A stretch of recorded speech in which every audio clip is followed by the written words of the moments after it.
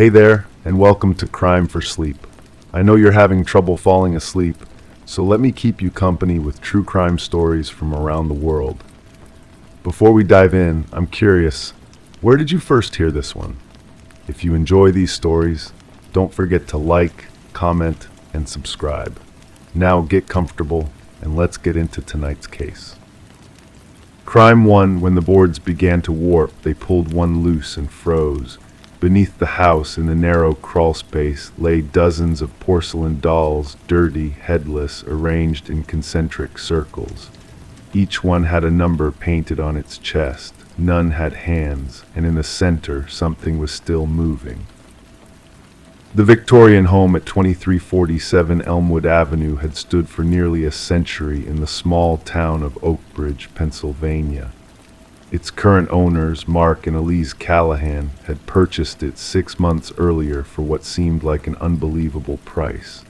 The previous owner, an elderly widow named Frances Belmont, had died suddenly, and her out-of-state relatives were eager to liquidate her assets. The Callahans were a young couple with modest means but ambitious renovation plans. Mark worked as an IT specialist for a local company, while Elise had recently completed her master's degree in library science. They'd been saving for years, dreaming of restoring an old house to its former glory. When they first toured the Elmwood property, they fell in love with its ornate woodwork, stained glass windows, and the quiet, tree-lined street.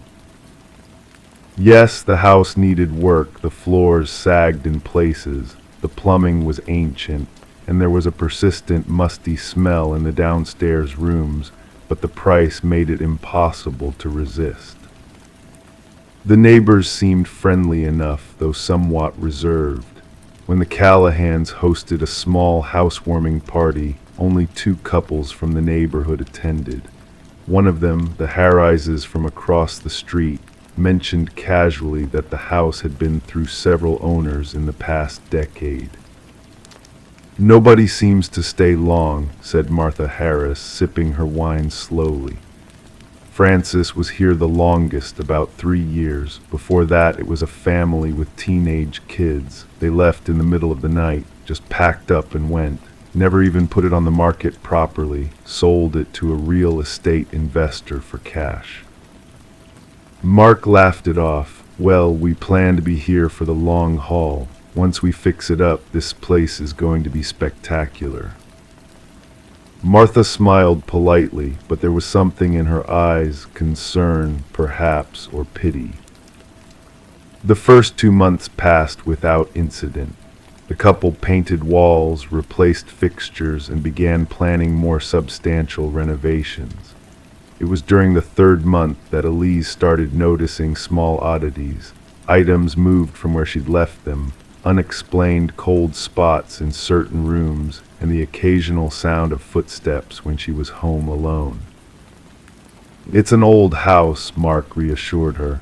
"They all make noises." Then came the dreams.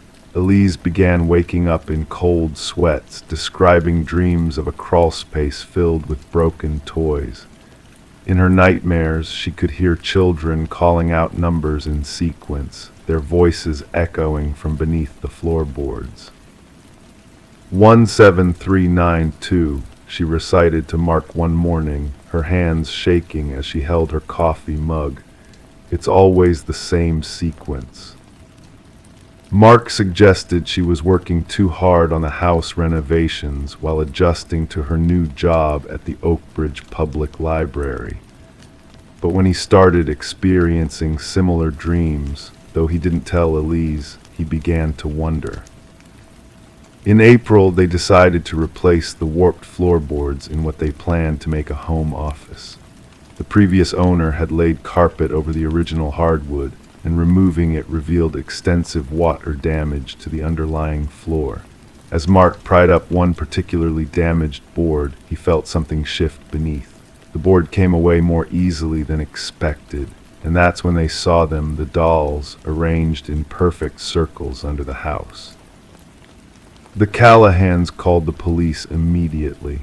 Detective Sarah Lindstrom arrived within 20 minutes, bringing with her 2 officers and forensic specialist Tom Reeves. They cordoned off the area and began a careful investigation of the crawlspace.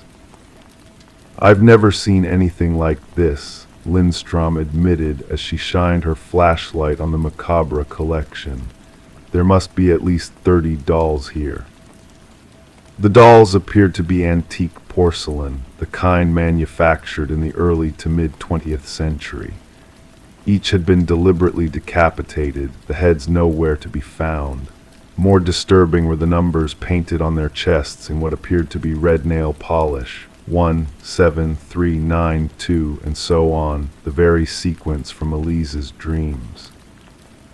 And at the center of the concentric circles was a small mechanical toy, a wind-up mouse that occasionally twitched when the air currents shifted. As forensics carefully removed and cataloged each doll, Detective Lindstrom interviewed the Callahans. "Did you know the previous owner well, Frances Belmont?" "No," Mark replied, "we never met her. The house was sold through her nephew, a man named Paul Belmont. He handled everything." Lindstrom nodded, making notes. "And have you noticed anything unusual since moving in? Besides the floorboards, I mean."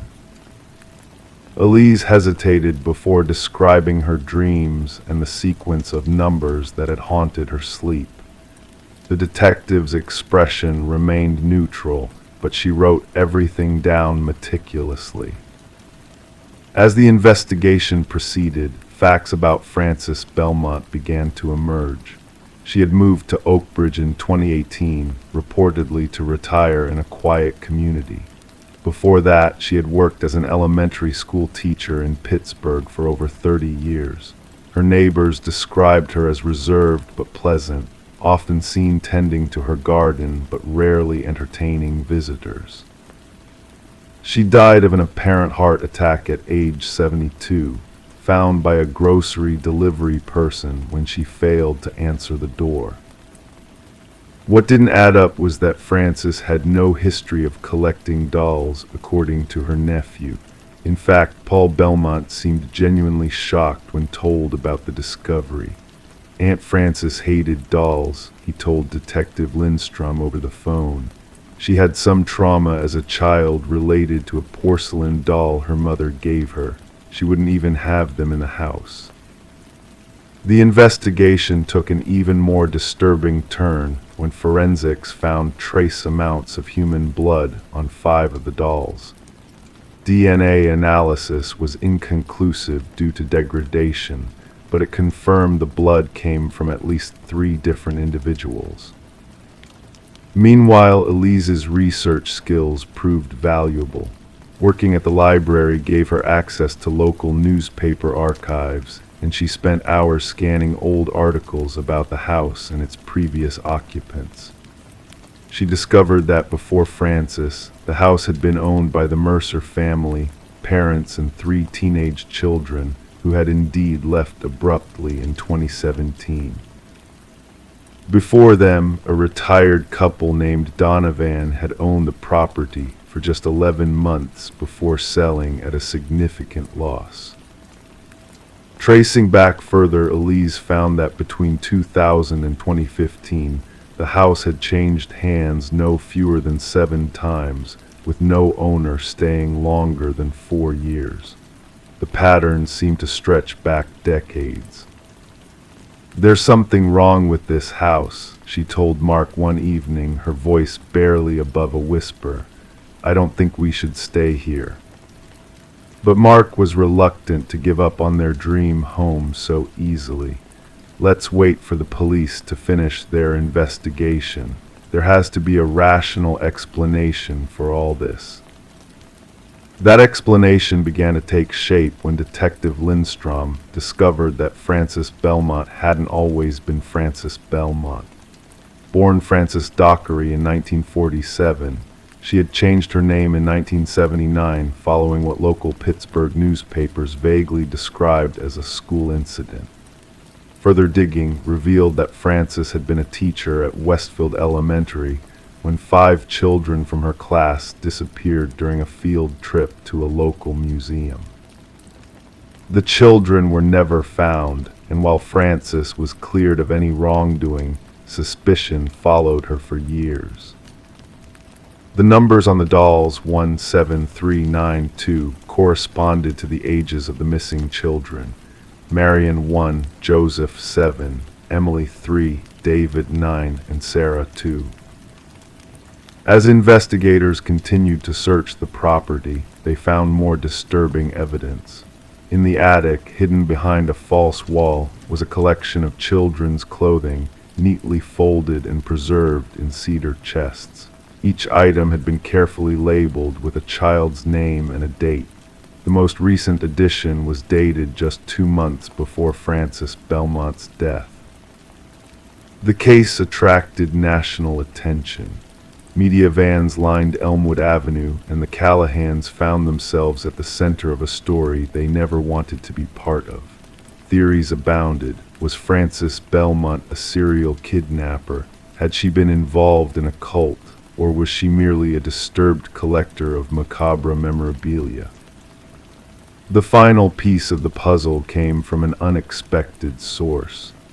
Martha Harris, the neighbor who had attended the Callahans' housewarming party, came forward with information she had previously withheld.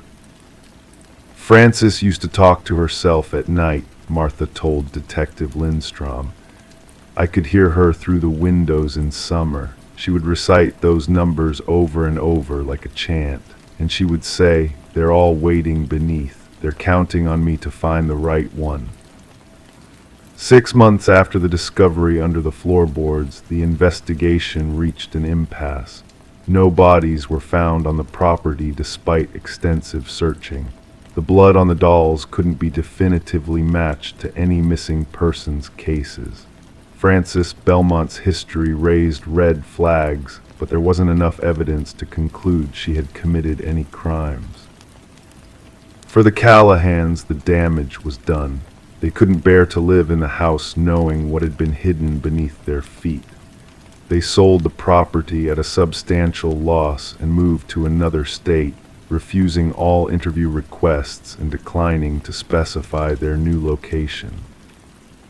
The house at 2347 Elmwood Avenue remains vacant to this day. The current owner, a real estate investment company, has been unable to find a buyer despite significantly lowering the asking price.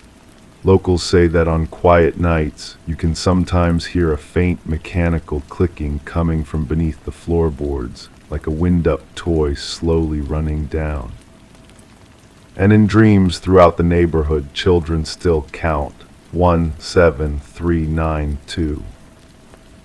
Crime 2, the floral pattern was slightly misaligned. When they peeled it back, they found a door with no handle painted shut. Behind it, a narrow room lined with empty picture frames. On the far wall, one frame held a photo, a blurry image of the current homeowner asleep in their own bed. Rebecca Klein had lived in the old Victorian house on Maple Street for nearly 8 months before she noticed the irregularity in her dining room wallpaper.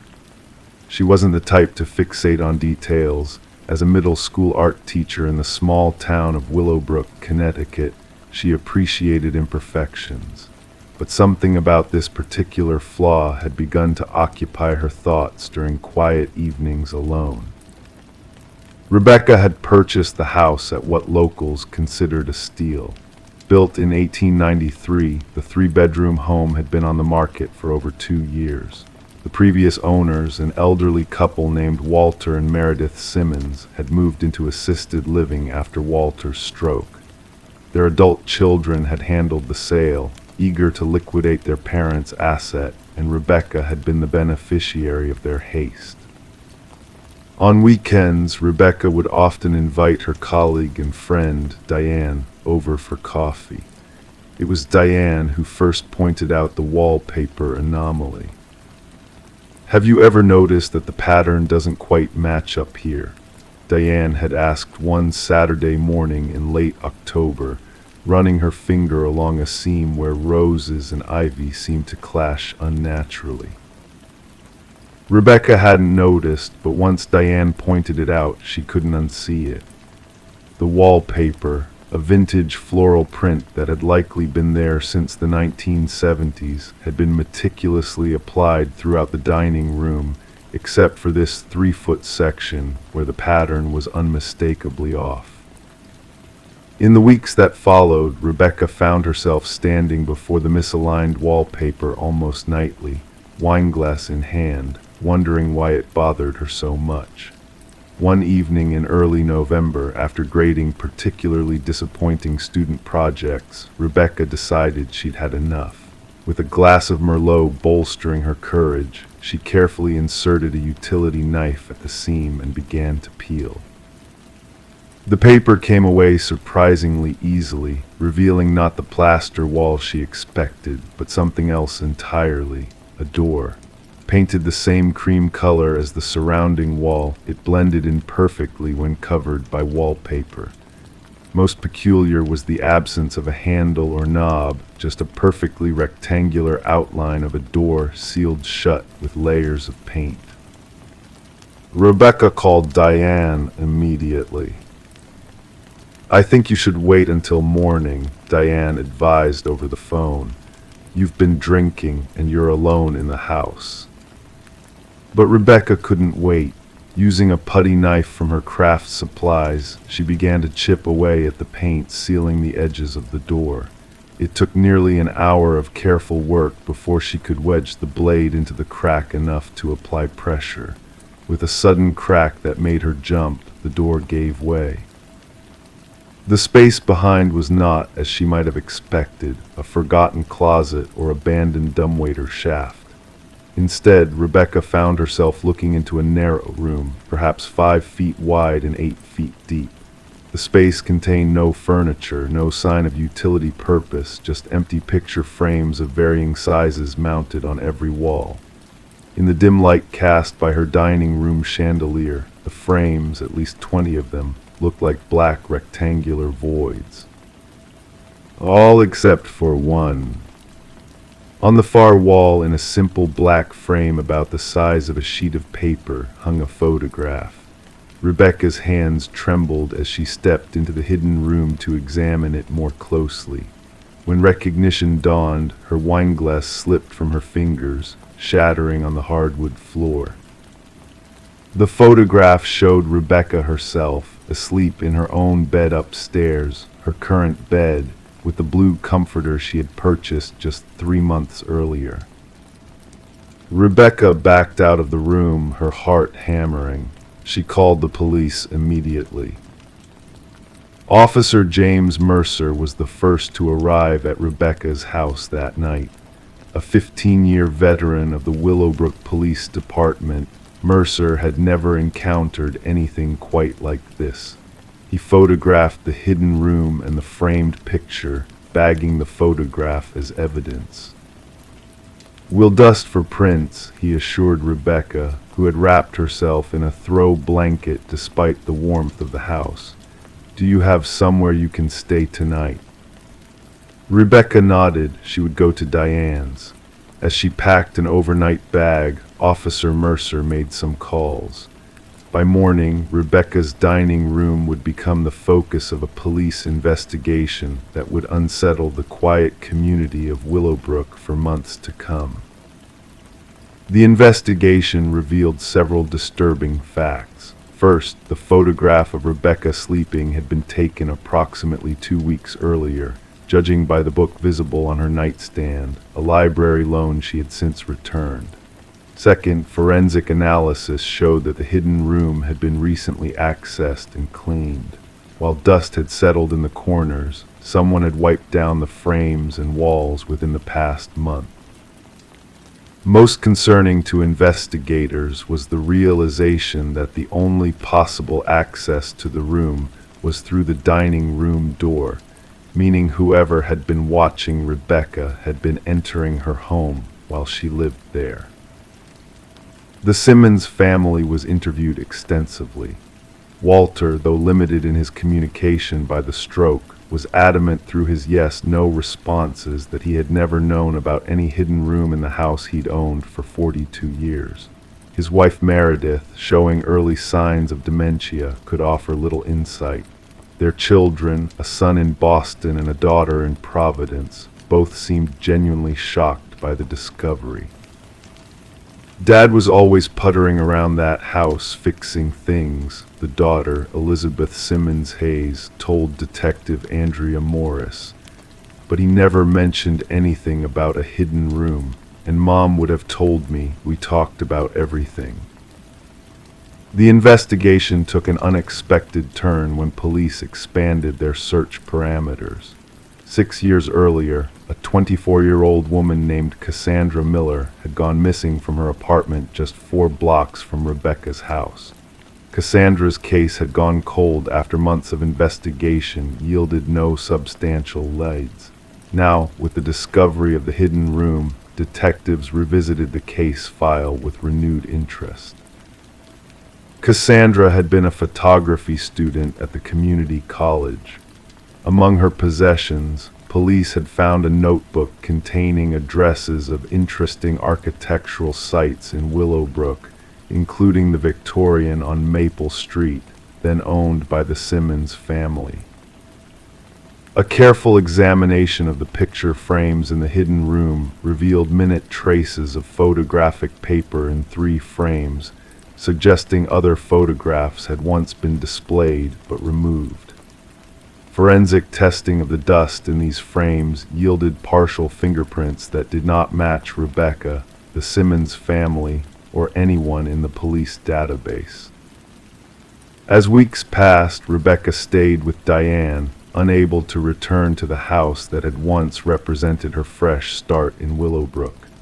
The police maintained regular patrols past the property, but no one was ever seen entering or leaving suspiciously. The hidden room yielded no further clues. In January, 3 months after the discovery, Rebecca put the house up for sale. Despite disclosing the bizarre finding to potential buyers, a young couple from New York made an offer, enchanted by the Victorian architecture and unperturbed by its mysterious feature, which they planned to convert into a wine cellar. On the day Rebecca signed the closing papers, Detective Morris called with an update. "We've identified a person of interest," Morris said carefully. "A man named Thomas Weber who worked as a carpenter in the area from 2013 to 2018. He did some renovation work for the Simmons family in 2015 and also briefly dated Cassandra Miller before her disappearance in 2018. "Did you find him?" Rebecca asked, her pen hovering over the final signature line of the closing documents. "That's just it," Morris replied. "He seems to have disappeared about 6 months ago. His last known address was an apartment building on Elm Street." "Elm Street," Rebecca repeated. "That's just behind my backyard." There was a pause on the line before Detective Morris spoke again. "Ms. Klein, did you ever meet any of your neighbors on Elm Street?" Rebecca thought about it. "No," she admitted.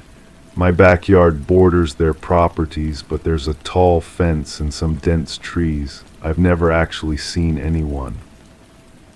The investigation into Thomas Weber continued, but the man seemed to have vanished completely. His apartment had been emptied, rent paid in full until the lease expired. Former employers described him as skilled but solitary. No family members could be located. The new owners of Rebecca's house made their own disturbing discovery 6 weeks after moving in. While converting the hidden room into their wine cellar, they removed the remaining picture frames from the walls. Behind one particularly large frame, they found a small aperture carved into the wall, just large enough for a camera lens.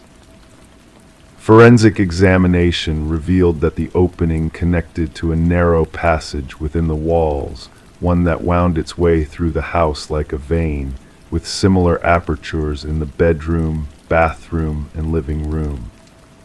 These hidden observation points had been meticulously concealed behind furniture, light fixtures, and decorative elements. The case gained national attention, featured on true crime shows and podcasts. Amateur sleuths connected it to similar cases in neighboring states, homes with unexplained modifications, missing young women, and a transient carpenter or handyman who had worked in each area. Rebecca Klein never returned to Willowbrook. She accepted a teaching position in Arizona, where she lived in a newly constructed apartment building with modern security features. She rarely spoke of her experience in the Victorian house, but sometimes in new places she would find herself examining patterns on walls, looking for inconsistencies, wondering what might be hidden beneath. Thomas Weber was never found. Cassandra Miller remained missing. And in Willowbrook, the Victorian house on Maple Street stood as a somber reminder that sometimes the most frightening threats aren't strangers lurking in shadows, but the unseen observers behind our own walls, watching silently as we move through spaces we mistakenly believe are private. Some nights, new residents of the neighborhood would report seeing a figure standing motionless at the edge of the woods that bordered Elm and Maple Streets, just watching, never approaching. By the time police would arrive, the figure would be gone, leaving nothing behind but the unsettling feeling of being observed. The floral pattern was slightly misaligned, and behind it lay not just a hidden door, but a window into the frightening reality that sometimes the walls that should protect us instead conceal those who wish to do us harm. Crime 3, he'd had the same dog for years, same name, same tag, but one day there were two, one with his name, the other with a different name and an address that didn't exist. The vet had no record of the second tag ever being issued, but the metal was scratched like someone had tried to remove it. Daniel Carson lived a quiet life in Millbrook, Pennsylvania, a town where people still left their doors unlocked at night. At 43 years old, Daniel had settled into the peaceful rhythm that defined small-town America. His days were predictable. He would wake at 6, take his German shepherd, Cooper, for a morning walk along the Reservoir Trail, then return home to prepare for his job as a high school English teacher. Cooper had been Daniel's companion for 7 years, a loyal presence that had helped him through his divorce from Elaine back in 2018. The dog's identity tag was simple: Cooper on one side, Daniel's phone number and address on the other. Nothing remarkable about it. Nothing that would suggest it would become evidence in what investigators would later call one of the most perplexing cases in county history. It was October 12, 2023, when Daniel first noticed the second tag. The morning had begun like any other, crisp autumn air, leaves turning amber and crimson. As he attached Cooper's leash for their morning walk, something caught his eye. The metal tags clinked together, making an unfamiliar sound. There were now two. Daniel examined the new tag carefully. It read Rusty on one side with an address on Willow Street and a phone number with a local area code. Daniel knew Millbrook well, and Willow Street only went up to the 400 block. This address listed 723 Willow Street. When he dialed the phone number, an automated voice informed him that the number was not in service. Maybe someone put it on him by mistake, Daniel told his neighbor, Patris Wilkins, later that day. Patris, a retired nurse with a penchant for true crime podcasts, suggested he check with local veterinarians. Cooper's never gone missing, Daniel explained to Dr. Holloway at Millbrook Veterinary Clinic the following day. He's always in the yard or with me. I don't understand how someone else's tag got on his collar. Dr. Holloway examined their records and confirmed they had never issued a tag for a dog named Rusty to any address on Willow Street. More concerning was what she noticed about the tag itself. These scratch marks, she pointed to the back of the mysterious tag. Someone tried to remove something, maybe a previous owner's information. Daniel felt a chill run down his spine. Something about the tag felt wrong, intentional, not accidental. That evening, Daniel found himself examining the tag under his desk lamp. The scratches were methodical, clearly made with a sharp tool. On impulse, he did what many people do when confronted with something mysterious. He searched the internet. He typed in Rusty Dog Millbrook, PA, and scrolled through the results.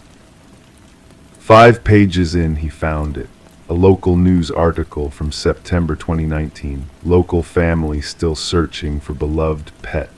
The accompanying photo showed a smiling family, a woman, a teenage boy, and a young girl with a red-brown retriever mix named Rusty.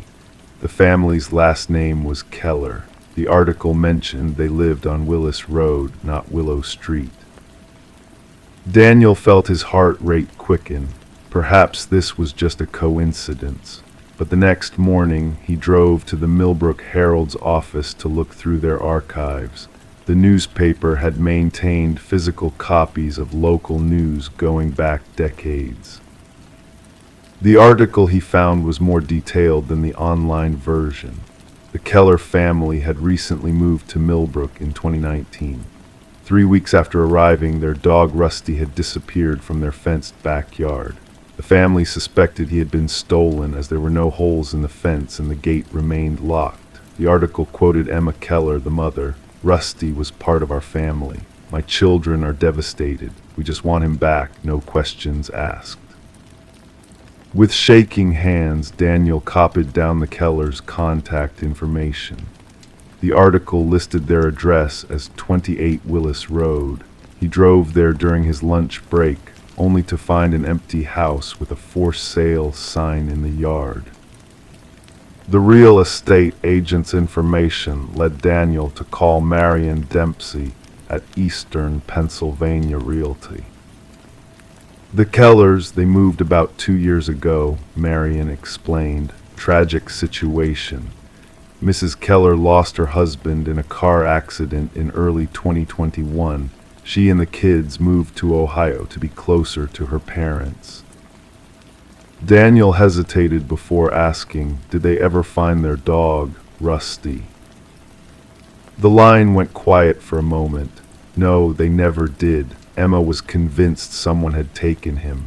It became something of an obsession for her, putting up flyers even months later. Between that and losing James, her husband, she really went through a hard time here.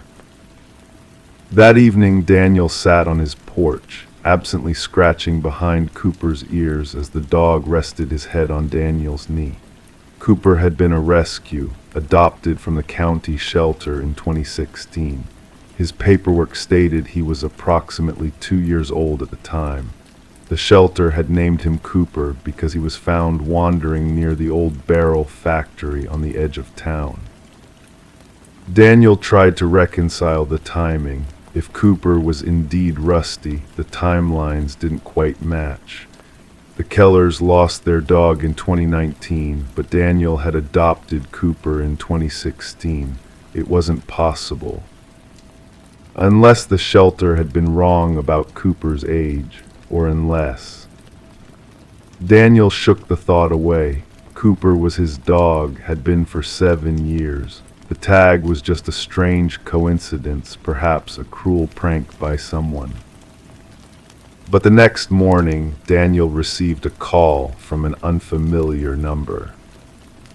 "Is this Daniel Carson?" a woman's voice asked. "Yes, it is." "My name is Detective Lisa Morales with the Millbrook Police Department. I understand you've been asking questions about the Keller family and their missing dog." Daniel felt his mouth go dry. "How did you know that?" Marion Dempsey called us. She found it concerning that someone was asking about the Kellers, given the circumstances. What circumstances? Daniel asked, though something in him already sensed the answer would change everything. Detective Morales paused before answering. Mr. Carson, are you aware that James Keller's death wasn't just a car accident? It was ruled a suicide. He drove deliberately into Millbrook Reservoir, and before he did it, he left a note that mentioned finding out who took their dog. The revelation hit Daniel like a physical blow. He looked at Cooper, dozing peacefully on his bed in the corner. I'd like to come see your dog, Mr. Carson, Detective Morales continued, and that tag would tomorrow morning work for you. Detective Morales arrived at 9:00 a.m. sharp the next day. She was younger than Daniel had expected, maybe early 30s, with observant eyes that seemed to catalog everything about his home as she entered. This is Cooper, Daniel said as the German shepherd approached, tail wagging cautiously. Morales knelt down, letting Cooper sniff her hand before examining his collar. She took photos of both tags with her phone. You said you adopted him from the county shelter in 2016, she asked, reviewing the adoption papers Daniel had laid out on the coffee table. Yes, they estimated he was about 2 years old then. Morales nodded slowly. German shepherds and retriever mixes can look similar, especially to untrained eyes, and the county shelter was understaffed that year. There was a scandal about record-keeping issues. Daniel felt defensive. Are you suggesting Cooper might be rusty? That's impossible. The timelines don't match. I'm not suggesting anything yet, Morales replied evenly. But I find it strange that your dog suddenly has a tag with the name of another missing dog, don't you? Especially one connected to a suicide. Over the next few days, Detective Morales dug deeper. The phone number on the mysterious tag had indeed once belonged to the Keller family, disconnected after they moved away. The address, 723 Willow Street, didn't exist, but 723 Willis Road would have been just 2 houses down from the Kellers' former home. A week later, Morales returned with a court order for a DNA sample from Cooper and photographs to compare with the Kellers' missing dog. Emma Keller sent these from Ohio, Morales explained, showing Daniel several photos of a reddish-brown dog with a distinctive white patch on his chest. Notice anything? Daniel stared at the photos, then at Cooper. His dog had a similar white marking, though Cooper's coat was darker, more black than brown. Lots of dogs have white patches, he said defensively. The DNA results would take weeks. In the meantime, Daniel found himself watching Cooper differently, studying his mannerisms, wondering if he'd somehow missed something all these years. Had Cooper ever responded to the name Rusty without Daniel noticing? Was that even possible? He began having trouble sleeping, lying awake thinking about James Keller driving into the reservoir, about a family mourning not just a husband and father, but also their beloved pet. He thought about Cooper, sleeping peacefully at the foot of his bed, completely unaware of the questions swirling around him. On November 3rd, Detective Morales called. The DNA results aren't conclusive, she said. There's no sample from the Keller's dog to compare against, but I have other news. We found fingerprints on the mysterious tag. Fingerprints whose? That's just it, Morales said. They belong to James Keller. Daniel felt as though the floor had dropped away beneath him. But that's impossible. He died over 2 years ago. This tag appeared on Cooper's collar just weeks ago." "Exactly," Morales replied, "which means someone kept this tag for over 2 years before placing it on your dog's collar. We're treating this as a potential harassment case now. Is there anyone who might want to disturb you this way, Mr. Carson? Maybe someone connected to the Kellers?" Daniel couldn't think of anyone. He barely knew the family. They had moved to Millbrook after his divorce, when he was already living a relatively isolated life. As the investigation continued, more disturbing details emerged. The Millbrook Herald received an anonymous letter containing a photo of Cooper in Daniel's yard, taken from outside his fence, with the words, "He knows what happened to Rusty," written on the back. Police installed surveillance cameras around Daniel's property. Teachers at his school began giving him concerned looks in the hallways. Students whispered. The story had leaked, as stories in small towns always do. Then came December 15th, a cold Thursday evening.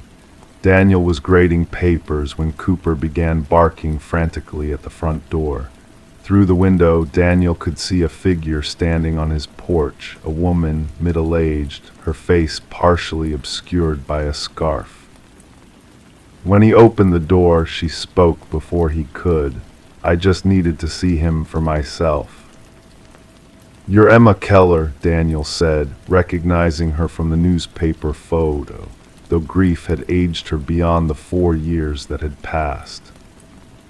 She nodded, eyes fixed on Cooper, who had fallen silent, staring at the stranger with his head tilted slightly. "He's not Rusty," Daniel said gently. "The timeline doesn't work. I've had him since 2016. Your dog went missing in 2019.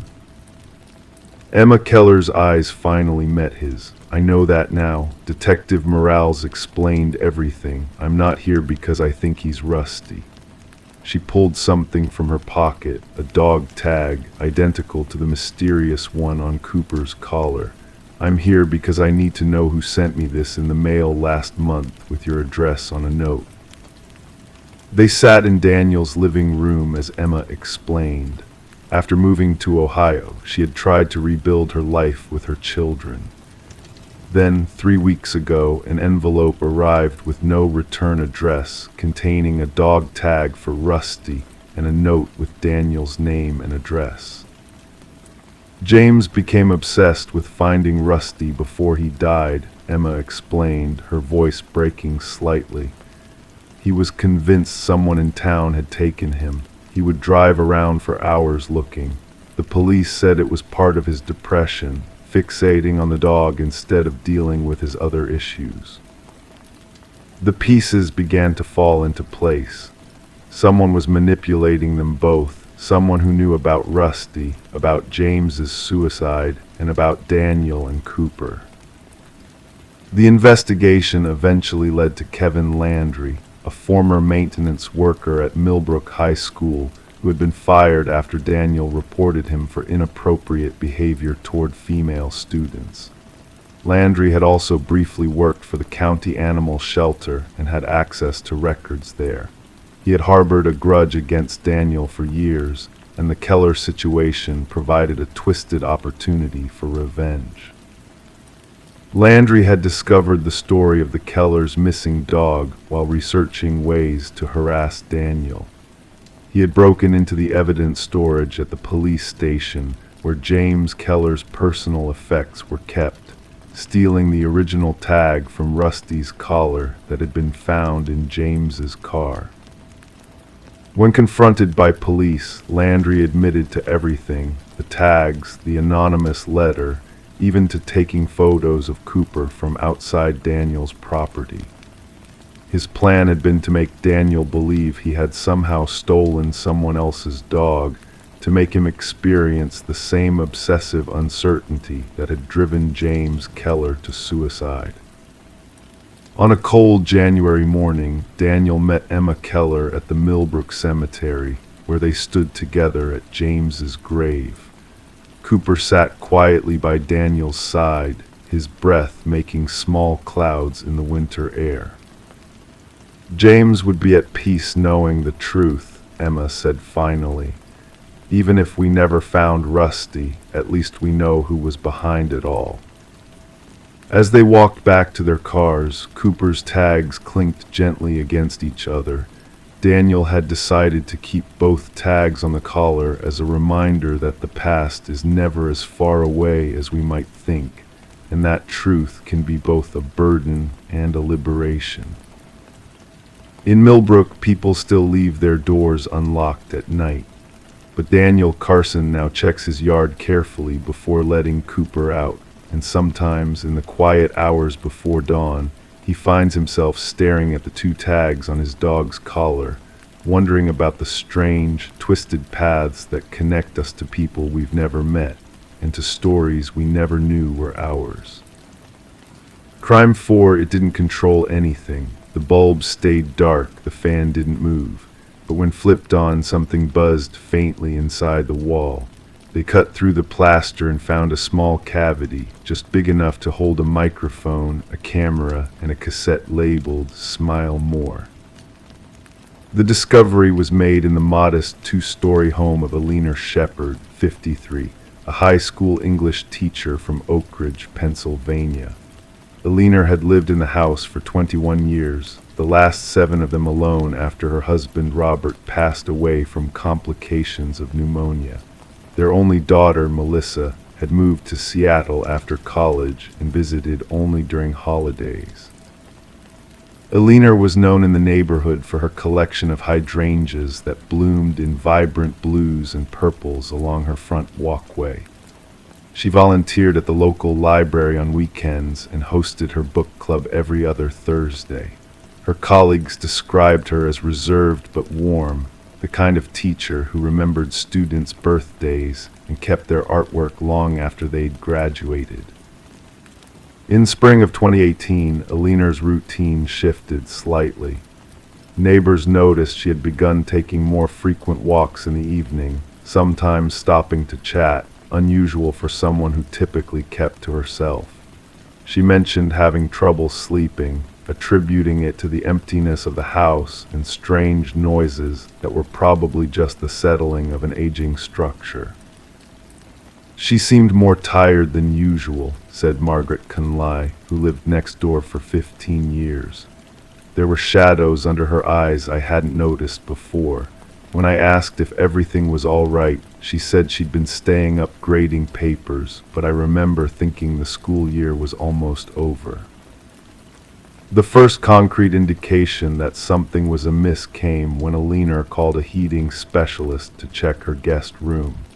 She reported inconsistent temperatures and a humming sound that seemed to come and go without explanation.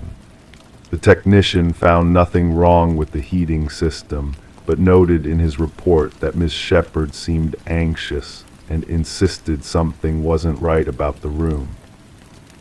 2 weeks later, Alina's daughter received a voicemail that would later be entered into evidence.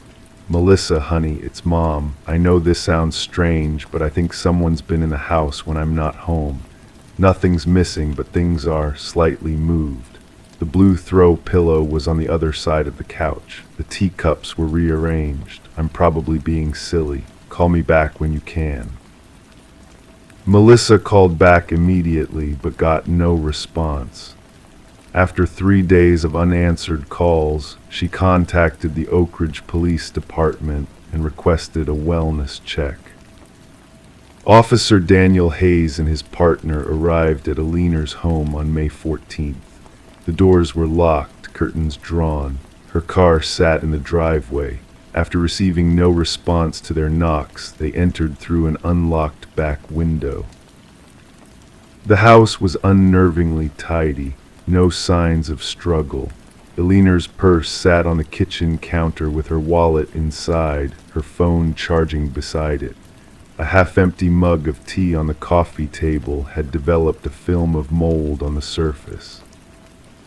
It felt like she had just stepped out for a minute, Officer Hayes later testified, except for the fact that her medication was still in the bathroom cabinet and her house keys were in a bowl by the front door. Her jacket still hung on the coat rack. The officers found no sign of a leaner shepherd. What they did find after a thorough search of the property was the light switch in the guest bedroom that controlled nothing. When flipped, there was indeed a faint buzzing sound. This detail, seemingly inconsequential at first, would become central to the investigation. Detective Sarah Linden was assigned to the case. Her first step was interviewing Aliner's neighbors, colleagues, and the few relatives she had in the area. Everyone described her as reliable and punctual. No one could imagine her leaving without telling anyone. She wouldn't just disappear, insisted Carolyn Weber, her closest friend from the book club. Aliner was planning our summer reading list. She'd already bought the books. A deeper inspection of Aliner's financial records showed no unusual activity. Her last purchase had been at the local grocery store 3 days before she was reported missing. Security footage showed her leaving with 2 bags, appearing calm and exchanging pleasantries with the cashier. The investigation might have stalled there if not for Detective Linden's insistence on returning to the strange light switch. Something about it bothered me, she later wrote in her case notes. In a house where everything else was functional and well-maintained, why would this one thing be left broken, and why did it buzz?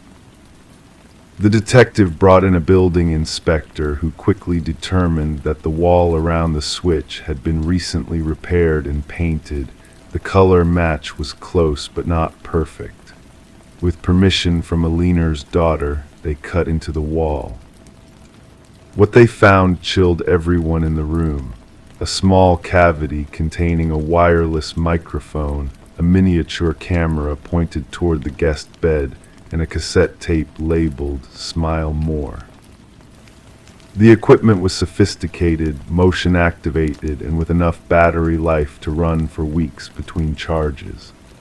Fingerprint analysis turned up nothing. Whoever installed it had been careful.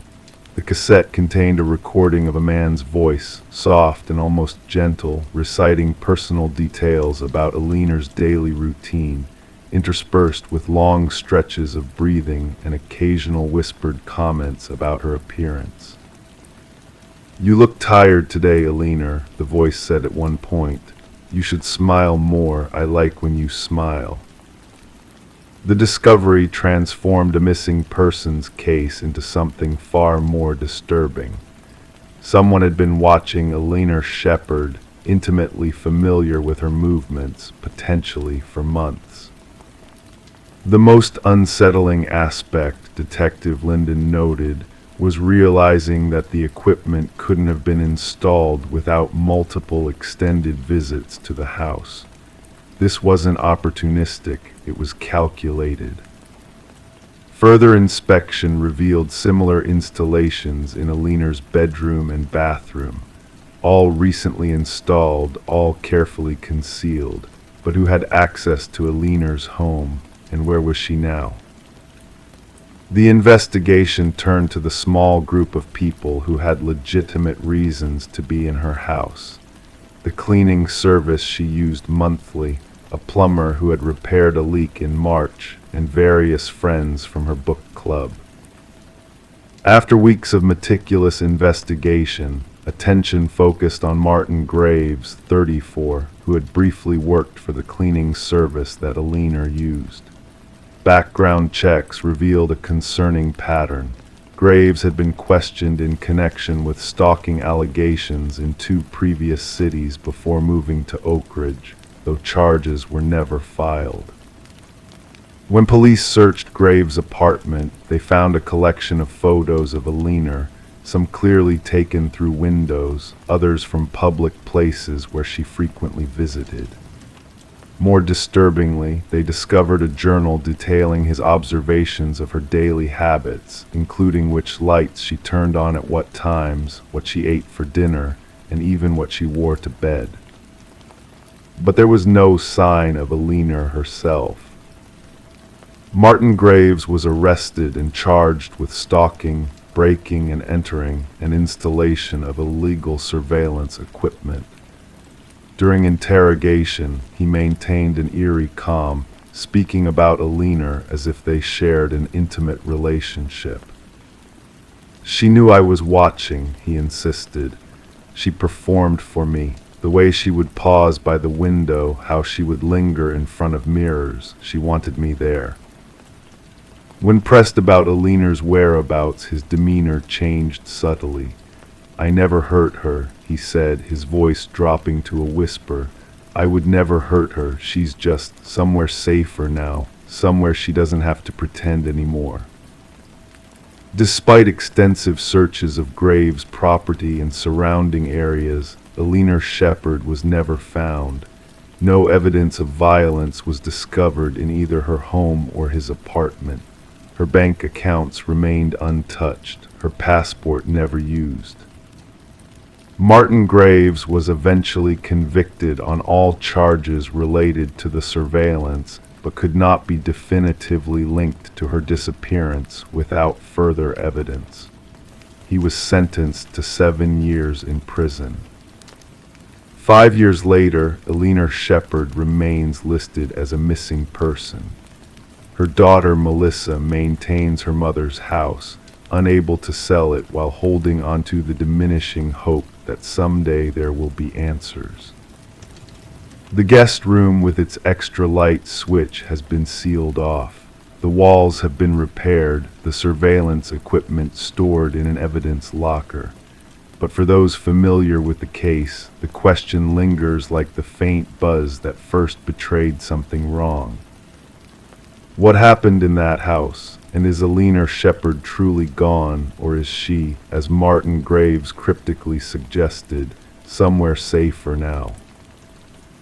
Some nights, neighbors report seeing lights turn on and off in the empty house, though Melissa insists no one is there. The electric company has checked multiple times and found no malfunctions. Perhaps it's just the house settling after all, as Alina once thought. Or perhaps someone somewhere is still watching, waiting for her to smile more. Crime 5, thousands of them white, dusty, some blood-speckled, covered the floor like snow. There were no birds in the house, no signs of nesting, just feathers. And in the middle of the room, a child's shoe with a note inside. She took the wings away. Detective Miranda Reeves stood in the doorway, her flashlight beam cutting through the basement's darkness. At 53, with 28 years on the force in the small town of Oak Ridge, Pennsylvania, she thought she'd seen everything. But this was different. The air in the basement felt heavy, like it was clinging to her skin. The smell wasn't of decay, as she'd expected, but of something sweet and medicinal. "Any sign of the kid?" Officer Denton asked from behind her. "Just the shoe," Miranda replied, her voice steady but quiet. She'd learned long ago that crime scenes had a language of their own, and you had to listen carefully. The case had started 3 days earlier when Alina Garza reported her 8-year-old daughter, Lily, missing. Alina was a single mother who worked nights at Mercy General Hospital as a nurse. She'd come home at 7:15 a.m. on Tuesday, October 12, 2023, to find her daughter's bed empty. No signs of forced entry, no struggle. The front door had been locked from the inside, with the spare key still hanging in its usual place in the kitchen. Lily was a quiet child, according to her teachers at Oak Ridge Elementary. She kept to herself, drew pictures of birds during recess instead of playing with the other children. Her father had left when she was 3, moved to Seattle, and started a new family. He called on birthdays sometimes. The last time had been 4 months ago. "She collects feathers," Alina had told Miranda during their first interview, her hands trembling around a mug of untouched coffee. "She keeps them in a shoebox under her bed, says they help her feel safe at night." Miranda had nodded, jotting notes in her worn leather notebook. She'd been intrigued by that detail. Children often created their own protective talismans against the darkness.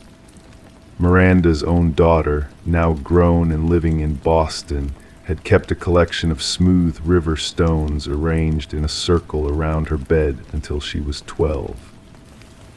Now standing in this basement, not of the Garza home, but of the vacant Morrison property 3 blocks away, Miranda wondered about those feathers. Had someone known about Lily's collection? Was this scene arranged specifically to send a message? The Morrison house had been empty for nearly a year. Old Mrs. Morrison had died last November, and her children had been arguing over the estate ever since. The realtor's lock box had been untampered with. The only sign of entry had been a partially open basement window, its frame wiped clean of prints. The call had come in anonymously, a man's voice, distorted and nervous, reporting something wrong at the Morrison place. When dispatch asked for details, he'd only said, "The basement, check the basement for the missing girl."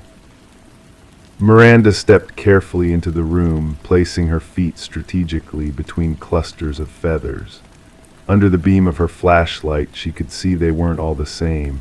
Some were large, possibly swan or goose. Others were smaller, like those from a songbird. She crouched down, pulling on latex gloves before picking up the tiny pink shoe. "Size 13 kids," she murmured. "Matches what Alina said Lily was wearing." The note was written on lined paper, torn from a spiral notebook.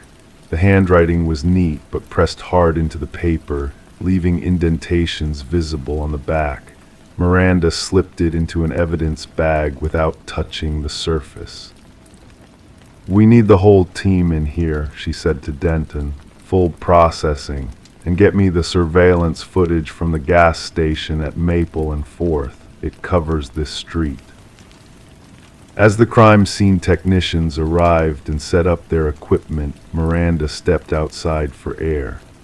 The October night was crisp, with maple trees along the street shedding their red-gold leaves onto the sidewalk. 3 houses down, she could see Alina Garza's porch light burning, a beacon in the darkness. The neighborhood had changed in recent years. Young families had moved in, renovating the post-war homes with their small yards and single-car garages. But there were still old-timers, people who remembered when everyone knew everyone else's business.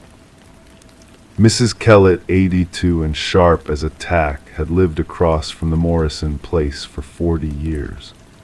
When Miranda knocked on her door, she wasn't surprised to find the elderly woman already awake, peering through her curtains at the police activity. "I've been waiting for you," Mrs. Kellett said, opening the door before Miranda could knock a second time. She wore a faded housecoat and had her white hair in neat pin curls. "I saw someone there 2 nights ago." Miranda followed her into a living room that smelled of cinnamon and old books. What time was this, Mrs. Kellett? "Just after midnight. I don't sleep well these days, arthritis, you know." I was sitting by the window. She pointed to a worn armchair positioned to look out onto the street. A car pulled up, dark color, blue or black, I can't be certain. No lights on inside. "Did you see who got out?"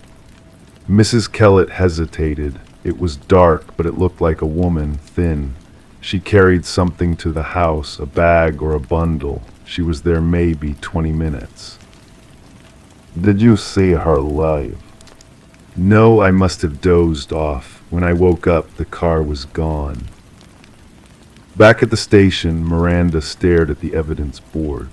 Lily's school photo smiled back at her, dark eyes, serious expression, hair pulled back in a neat ponytail.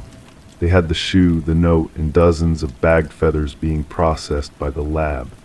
The gas station footage had shown a dark sedan, possibly a Honda Accord, driving past the Morrison house at 12:17 a.m. on Wednesday night. then again in the opposite direction at 12:43 a.m.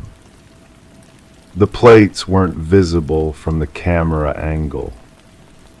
Elena Garza had no car. She took the bus to work. Her ex-husband was confirmed to be in Seattle by local PD. The neighbors reported nothing unusual except for Mrs. Kellett's sighting. "The feathers are domestic," said Emily from the lab, walking in with a preliminary report. "Mostly chicken, some duck, and a few from decorative items dyed and processed, the kind you'd find in craft stores." "Any blood results?" "Not human, chicken blood consistent with regular processing." Miranda frowned. "Someone bought these, or took them from somewhere that processes poultry." There were 3 poultry farms in the county and a craft store in the mall 20 minutes away. Officers were dispatched to check them all. It was Denton who made the connection late that evening. "The Morrison family," he said, dropping a file on Miranda's desk. "The daughter, Patricia Morrison Wells. She works at Crafts and More at the Oak Ridge Mall. Been there 6 years." Miranda flipped through the file. Patricia Morrison Wells, 42. No criminal record. Divorced 3 years ago from Thomas Wells. 1 child, a daughter, now 17. "And she'd have access to the house," Miranda mused, "even if the realtor's lockbox was untampered with." The Morrison Wells home was in a newer development on the other side of town. A 2-story colonial with neatly trimmed hedges and Halloween decorations already adorning the porch. It was 11:15 p.m. when Miranda and Denton pulled up, lights off, parking a house away. "Her car's in the driveway," Denton said. "Dark blue Honda." They approached carefully, Miranda taking the lead. The house was quiet, with a single light burning in what appeared to be the kitchen. She rang the doorbell, hand resting instinctively near her weapon. Patricia Morrison Wells opened the door wearing jeans and a sweater, her hair pulled back in a messy bun. She showed no surprise at finding police on her doorstep so late. "I've been expecting you," she said simply, stepping back to let them in. The house was immaculate, with the faint smell of lemon polish and something baking. Family photos lined the entryway, Patricia with an older man who must have been her father, Patricia with a teenage girl who had her same serious eyes. "Is Lucy home?" Patricia asked, gesturing to a chair in the living room. Miranda remained standing. "Lucy." "My daughter, she's at a sleepover tonight." Patricia's voice was calm, almost detached. "That's why I did it today. I knew I'd have time." Denton shot Miranda a look. She nodded slightly, and he discreetly positioned himself between Patricia and the hallway that led deeper into the house. "Did what exactly, Mrs. Morrison Wells?"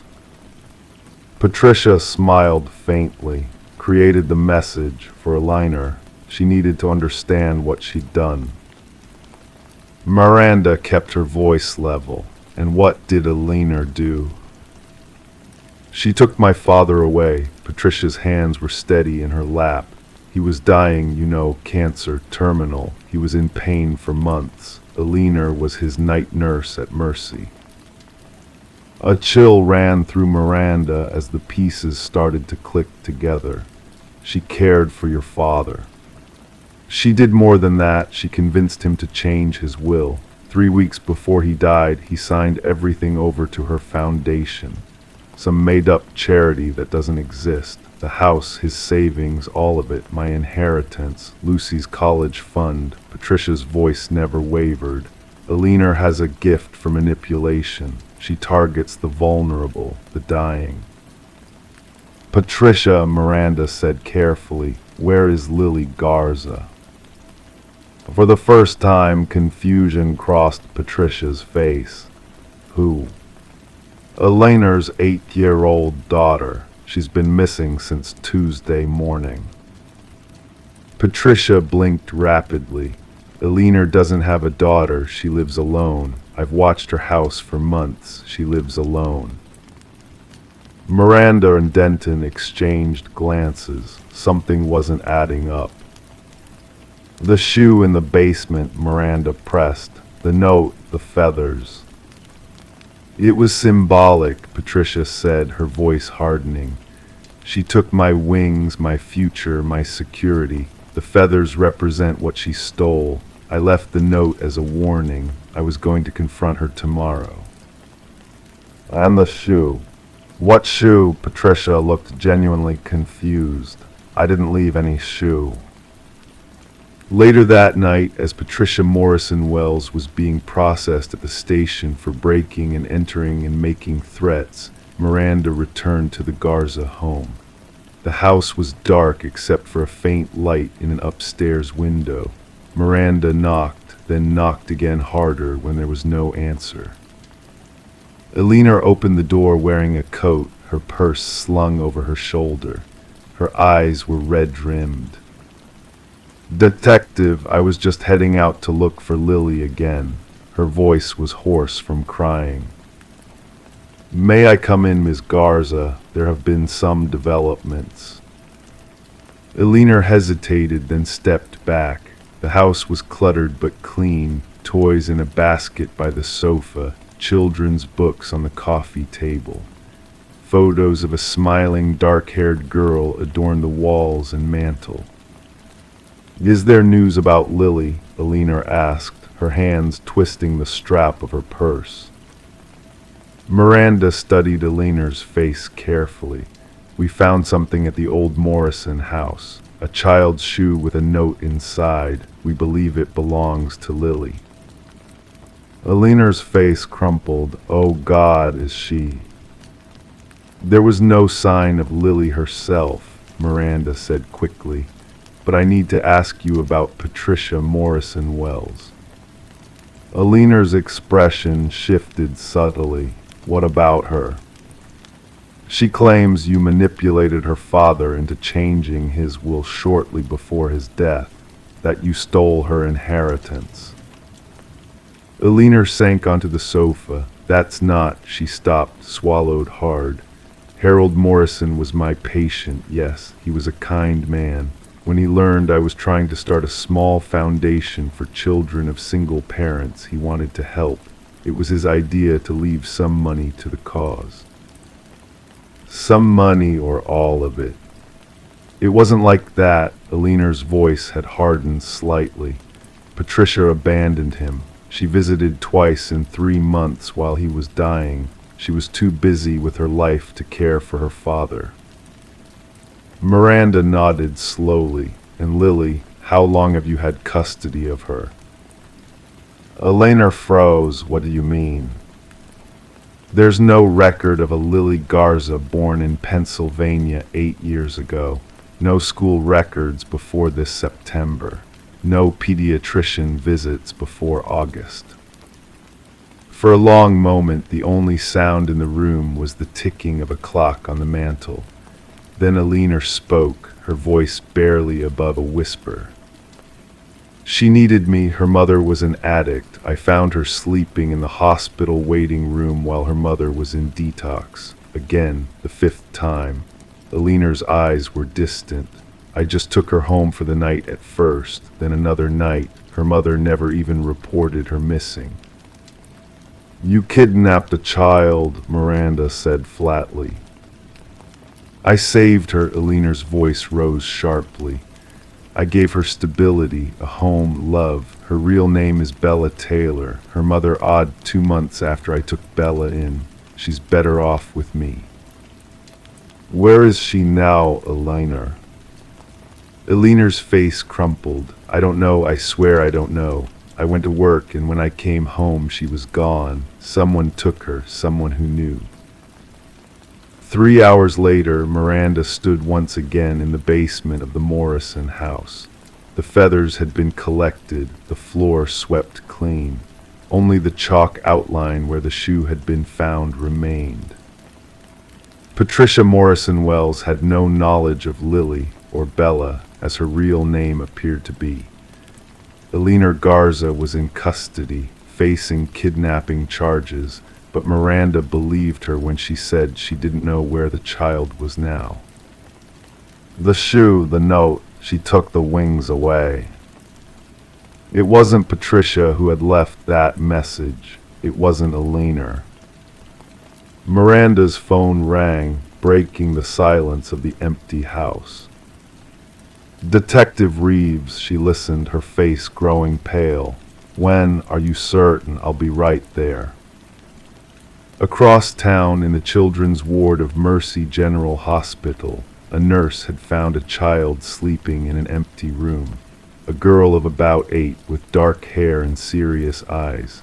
She had no shoes on her feet. She says her name is Bella, the nurse reported. She says her mother works here. She says she's been waiting for someone to find her. When Miranda arrived at the hospital, the girl was sitting on an exam table, drinking hot chocolate. She looked up as Miranda entered, her eyes calm and knowing.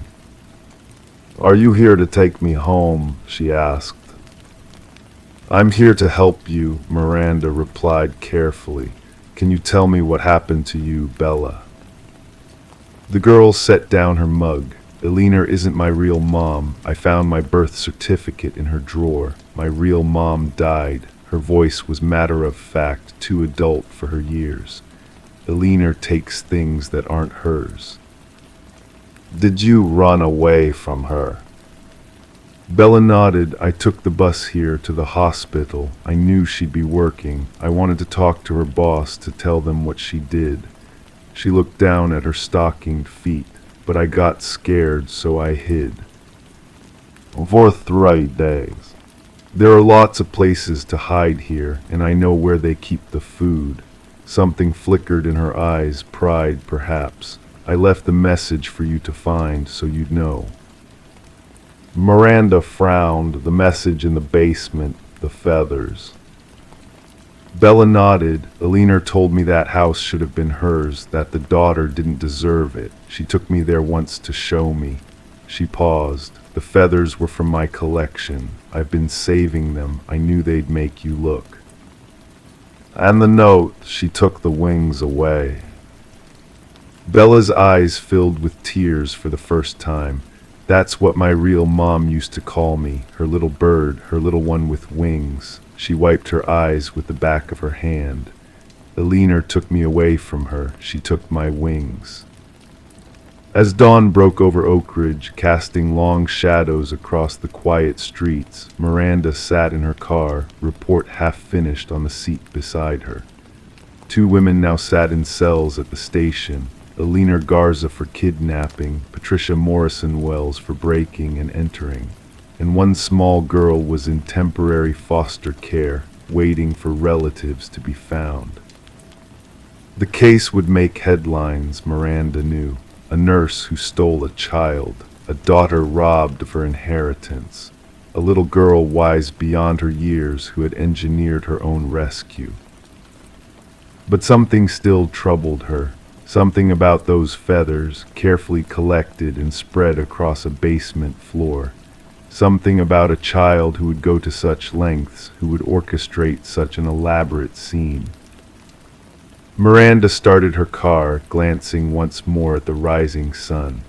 In her 28 years on the force, she'd learned one thing for certain. In Oak Ridge, as in all small towns, some mysteries never fully revealed themselves. Some questions lingered like feathers caught in the wind, visible for a moment, then gone. Crime 6, soft, plush, soundproof. The walls of the master bedroom closet were padded tightly with cushions. At first it looked like a strange attempt at insulation until they removed one and found blood underneath. Written in permanent marker, barely legible, "No more crying."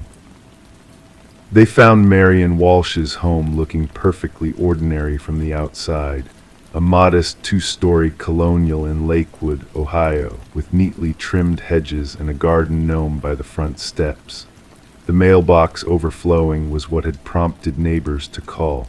3 days of newspapers piling up on the porch. Marian was nothing if not methodical about her routines. At 56, Marian lived alone following her divorce 8 years prior. Her colleagues at Lakewood Community College, where she taught English literature for 23 years, described her as dependably pleasant. She brought homemade cookies to department meetings. She remembered everyone's birthdays. She wore cardigans in soft colors and kept her silver-streaked hair in a practical bob. Students found her approachable but not particularly memorable. Detective Eliza Reeves stood in Marian's living room on that gray Tuesday afternoon in November, noting how meticulously organized everything was. Books arranged by author alphabetically. Coasters placed at perfect intervals on the coffee table, not a speck of dust anywhere. The kitchen gleamed with barely used appliances. In the refrigerator, containers were labeled with contents and dates, everything in its place. Except Marian herself. Her car's still in the garage, Officer Peters said, flipping through his notepad. Purse and wallet on the entry table. Cell phone charging in the kitchen. No signs of forced entry. Detective Reeves nodded slowly, a faint crease forming between her eyebrows. When was she last seen? Friday afternoon. She waved to Mrs. Hernandez next door while collecting her mail. That was around 4:30 p.m. Reeves moved through the house, her trained eyes scanning for anything out of place in this temple to order and routine. Nothing seemed disturbed until she reached the second floor, where a subtle wrongness began to permeate the air. The master bedroom was as pristine as the rest of the house, bed made with hospital corners, not a single item out of place on the dresser. But there was something about the closet door that gave her pause. It was closed while every other door in the house stood open, and there was weather stripping around the frame, unusual for an interior door. When she turned the knob and pulled, the door opened with unusual heaviness, as if resistant to being disturbed. Inside, what should have been a normal walk-in closet had been transformed. Every inch of wall space was lined with pillows, decorative pillows, bed pillows, cushions that might have once belonged on patio furniture, all carefully attached to the walls with what appeared to be heavy-duty staples and duct tape. "What the hell?" Peters whispered beside her. The clothes hung neatly, color-coordinated from light to dark, but they had been pushed to one side, minimizing the space they occupied. The floor was covered with thick rugs, layered 3 deep. "Get CSI in here," Reeves said quietly. "Something's not right." When the crime scene technicians began carefully removing the pillows, they found the first blood spatter behind a floral cushion near the back corner. Not much, just a fine spray that might have been missed if not for the luminol. But as they removed more pillows, more blood emerged. And then the writing, crude letters scratched into the drywall with what looked like a ballpoint pen, reinforced with black marker. No more crying. Marian Walsh's neighbors expressed collective shock as police vehicles lined their quiet street for days. Mrs. Hernandez, a retired nurse who had lived next door for 15 years, sat in her living room with an untouched cup of tea growing cold between her trembling hands. Marian was reserved, private, but always kind, she told Detective Reeves. After her divorce from Richard, she seemed to come out of her shell a bit, started gardening more, joined the book club at the library. "Did she ever have visitors, friends, family?" Reeves asked. Mrs. Hernandez shook her head slowly. Her sister from Cincinnati would visit maybe twice a year, and there was a younger woman who started coming by on Sundays about, maybe 6 months ago. I assumed she was a former student or colleague. Can you describe her? Thin, very thin, dark hair cut short, always wore sunglasses, even on cloudy days. Carried herself like someone much older, though she couldn't have been more than 30. As the investigation deepened, Marion's seemingly simple life revealed unexpected complexities. Her ex-husband, Richard, now remarried and living in Florida, appeared genuinely shocked at the news. Marion liked everything just so, he said during a video interview. That's partly why we didn't work out. I couldn't breathe in that house without her rearranging something I'd touched. When asked about the pillow-lined closet, he shook his head in confusion. That doesn't sound like Marion at all. She was tidy, not whatever that is. The mystery deepened when police found a second phone hidden in Marion's nightstand drawer. An older model, prepaid, with only one number in its call history. The number belonged to Bate Amundsen, a 29-year-old woman who had been a patient at Lakewood Psychiatric Hospital until its closure 18 months prior. Bate lived in a small apartment above a laundromat 10 miles from Marion's home. When police arrived to question her, they found her sitting cross-legged on her bare mattress, staring at the wall. The apartment was nearly empty, no decorations, minimal furniture, no television or computer, just stacks of notebooks filled with tiny, cramped writing.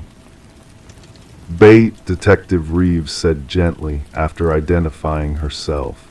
We need to talk about Marion Walsh. Bate didn't look away from the wall. She's quiet now, she whispered. Do you know where Marion is? A long pause stretched between them. Finally, Bate turned, her hollow eyes focusing somewhere past Reeves' shoulder. She took me in when they closed the hospital, said she had room, said she understood what it was like. What was like, Bate? To hear them all the time, the voices, Bate's thin fingers twisted in her lap. Marion heard them too, different ones than mine. Hers told her she was worthless, disgusting. Mine tell me secrets. Forensic technicians spent days processing Marion's home. Under blacklight, the bedroom closet revealed a horror story written in biological evidence. Blood, hair, fingernail scratches in the drywall behind the pillows, and something else, tiny remnants of duct tape adhesive around the inside door frame. Dr. Laurel Manning, the medical examiner, pieced together a disturbing theory. Based on the evidence, someone was restrained in that closet. The blood spatter patterns suggest multiple incidents of blunt force trauma. The pillows were likely installed to muffle sound. Detective Reeves stared at the crime scene photos spread across her desk. But where is Marion, victim or perpetrator? The investigation took a dramatic turn when police expanded their search to a storage unit rented under Marion's name. Inside, they found 13 journals, similar to Bates', filled with Marion's precise handwriting. The entries detailed her struggles with auditory hallucinations dating back 20 years. She'd managed them with medication until recent months when, according to her writings, the voices had become unbearable companions. The final journal entry, dated 3 days before her disappearance, read, Bate understands what must be done. The voices come from somewhere physical, nestled inside our skulls. They can be silenced permanently. We've practiced on the strays. Tomorrow is my turn for quiet. In Bates' apartment, forensic teams found traces of blood in the bathroom drain. Human blood matching Marion's type. Bate herself offered no resistance when they took her into custody, merely whispering, "She's not crying anymore." 6 weeks after Marion Walsh disappeared, hikers found partial human remains in the wooded area of Rocky River Reservation, 15 miles from Lakewood. Dental records confirmed they belonged to Marion. The medical examiner's report indicated sharp force trauma to the skull. The wound pattern matched a common household claw hammer, like the one found cleaned with bleach in Bates' apartment, with Marion's fingerprints still detectable on the handle. Bate Amundsen was charged with second-degree murder, but found incompetent to stand trial. She was committed to a state psychiatric facility, where she remains today. In sessions with psychiatrists, she consistently maintains that she and Marion had made a pact. Bate would quiet Marion's voices first, then Marion would do the same for her. The pillow-lined closet, investigators concluded, had been a testing ground, a place where Marion and Bate had experimented with methods to silence the voices in the stray cats they'd captured from the neighborhood. Marion's ex-husband later revealed that she had always been disturbed by any kind of noise, a sensitivity that had grown worse over the years of their marriage. Marion Walsh's home was sold a year after her death. The new owners renovated extensively, removing all traces of the previous occupant. But neighbors say that sometimes, on quiet nights, they imagine they can hear faint sounds coming from the direction of the master bedroom, like someone trying desperately not to make a sound. In Lakewood, Ohio, people still speak in hushed tones about the quiet English professor whose need for silence ultimately led to her own. Her students remember her with confusion, the unremarkable woman with carefully controlled lessons who never raised her voice. None of them ever suspected that beneath her calm exterior, Marion Walsh was drowning in a cacophony only she could hear. The pillows have been removed, the walls repainted, the closet returned to its ordinary purpose. But the mystery lingers in the minds of those who worked the case.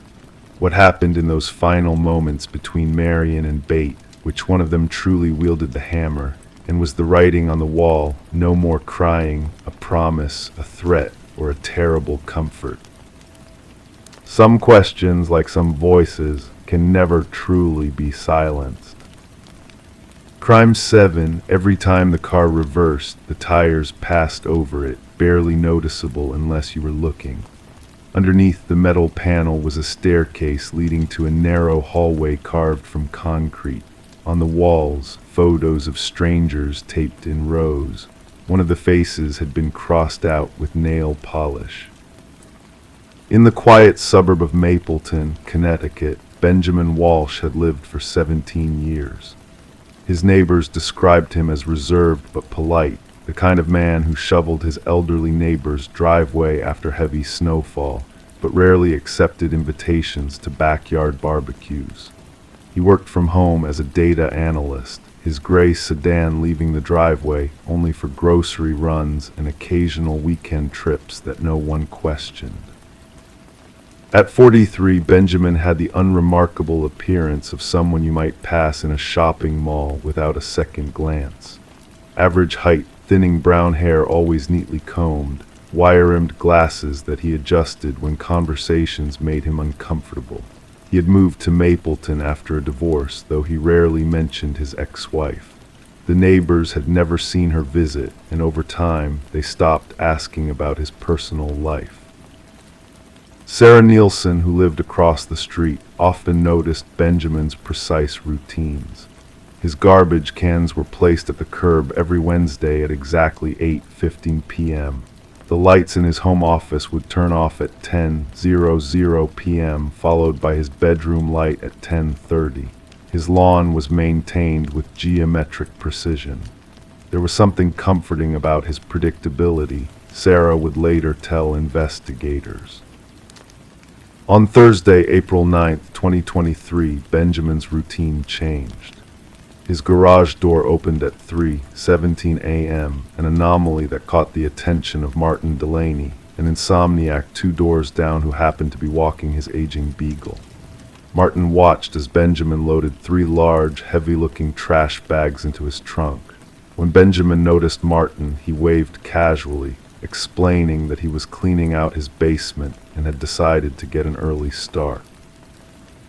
Spring cleaning, Benjamin had said with a smile that didn't quite reach his eyes. My allergies are better in the early morning. Martin nodded and continued his walk, though something about the interaction left him uneasy. Later, he couldn't explain why the memory lingered, perhaps the uncharacteristic timing, or the way Benjamin's knuckles were raw and red in the glow of the garage light. Benjamin's car returned 3 hours later without the bags. The following day, his routine resumed its perfect rhythm. Garage door opening at 7:45 a.m., car returning at 6:10 p.m., lights out at 10:30.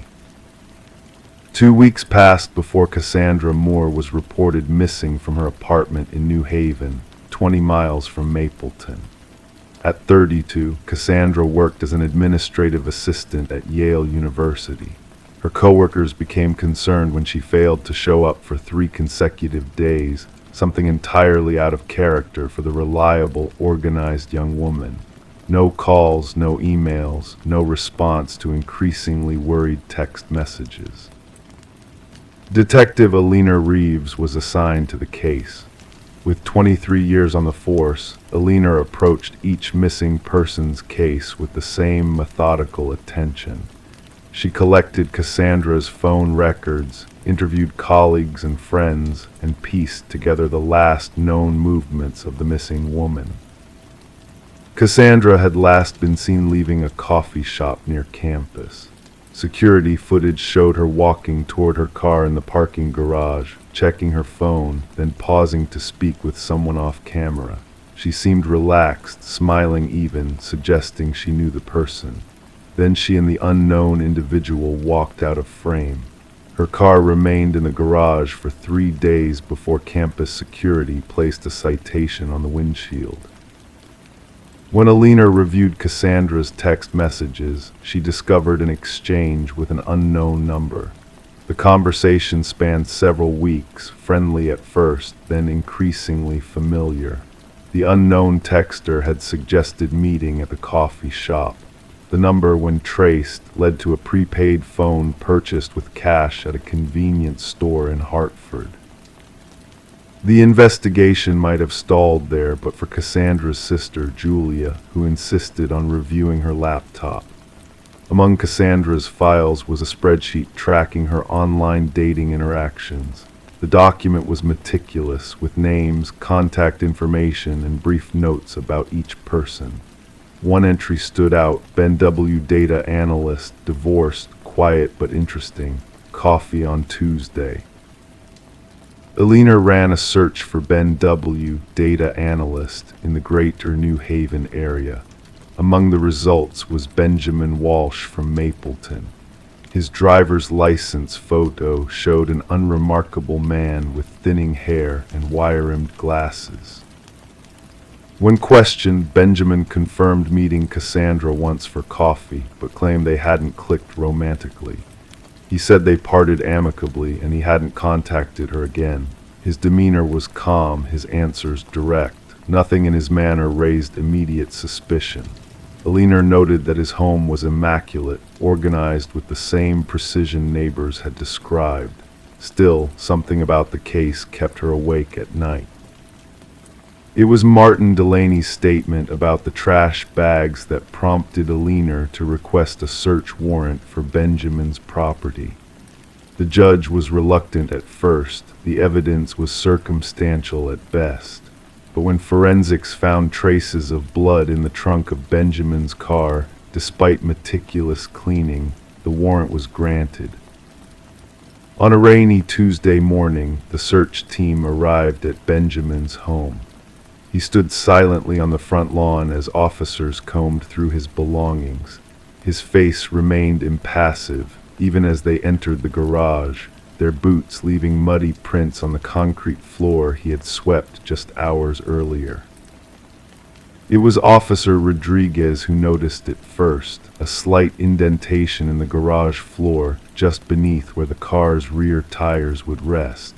When he pressed on the metal panel, it gave slightly.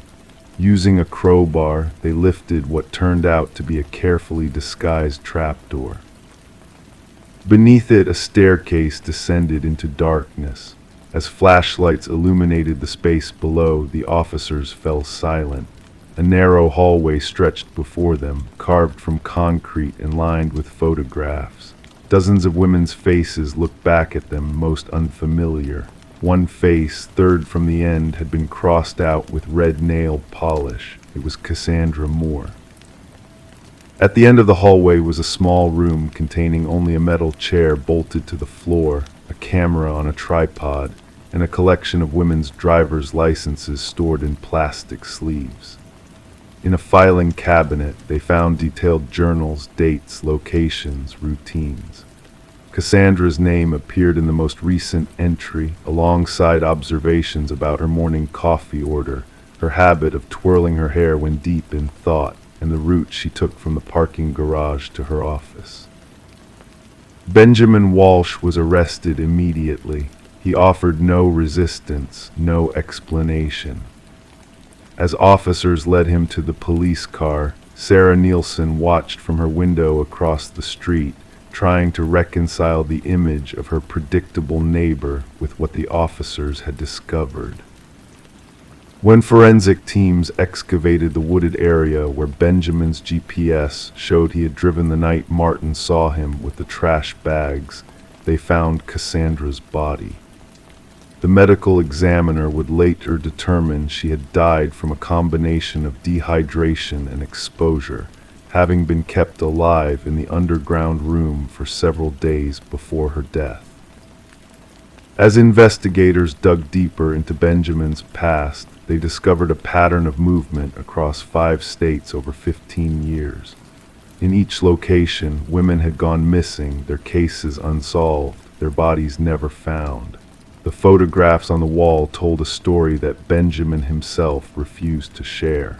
He sat in interrogation rooms for hours, saying nothing beyond requesting a lawyer.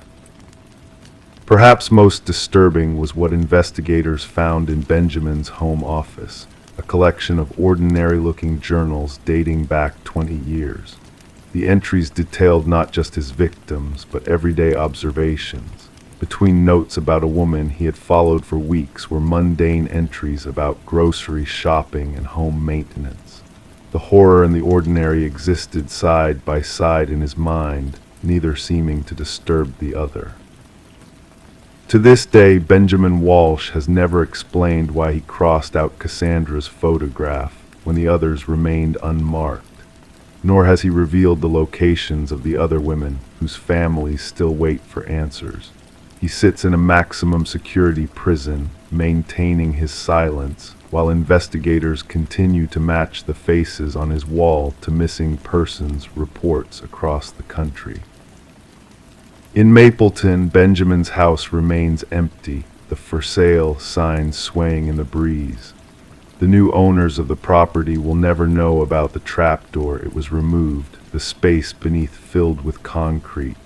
But Sarah Nielsen still finds herself watching the house at night, thinking about the quiet neighbor whose predictable routines had once seemed so comforting.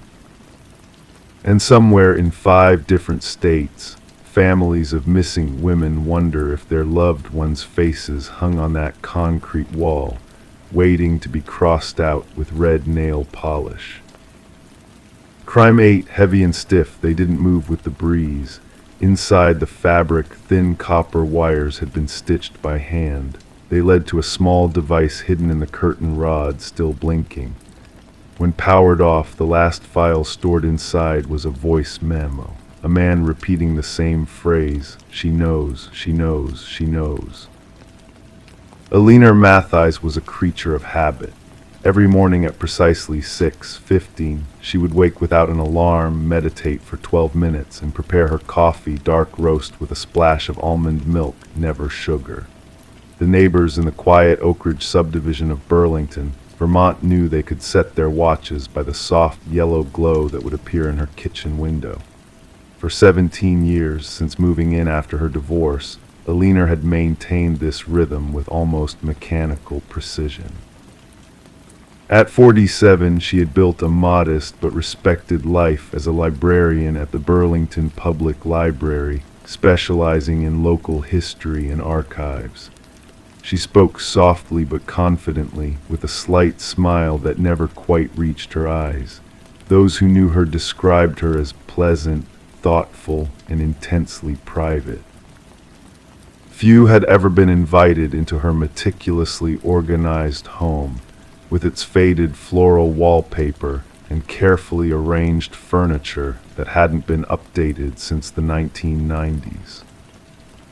What most didn't know was that Alina kept journals, dozens of them, each leather-bound book filled with her neat, precise handwriting, documenting the minutiae of her days and, more significantly, her observations of others. She had an uncanny ability to notice things: a neighbor's new car before they mentioned it, a colleague's impending breakup before they knew themselves, the library director's gambling problem that no one else had detected. On Tuesday, March 8, 2023, the yellow light didn't appear in Alina's kitchen window. By Wednesday, when she failed to arrive for her shift at the library, her colleague Meredith Palmer called the police for a wellness check. Officer James Delaney would later recall the scene in his report: house secure, no signs of forced entry, interior orderly, coffee cup on counter prepared but never consumed, purse and keys present, no indication of struggle or departure. Alina Mathies had simply vanished. Detective Sarah Calhoun was assigned to the case 4 days later, when Alina's absence had officially become concerning. A woman in her mid-30s with a reputation for thoroughness, Calhoun began by interviewing the few people who intersected with Alina's carefully structured life. She kept to herself, Meredith told Detective Calhoun in the library's break room, but lately something was different. She seemed watchful. Last month, I found her in the archives room just staring at the security camera. When I asked if she needed help, she smiled that smile of hers and said, "I've been thinking about what we leave behind, the traces." Alina's ex-husband, Martin Mathies, now remarried and living in Boston, expressed genuine confusion. "We haven't spoken in years. The divorce was her idea, said she needed space to become herself. Never really understood what that meant." He paused before adding, "Alina always noticed too much. It made people uncomfortable sometimes, the way she'd observe and remember, like she was collecting information." The investigation might have stalled there, classified as a voluntary disappearance of an adult with no signs of foul play. But on day 9, Detective Calhoun obtained a warrant to search Alina's home more thoroughly after library records showed Alina had been researching a series of unsolved disappearances from the 1970s in counties surrounding Burlington. That's when they found the curtains.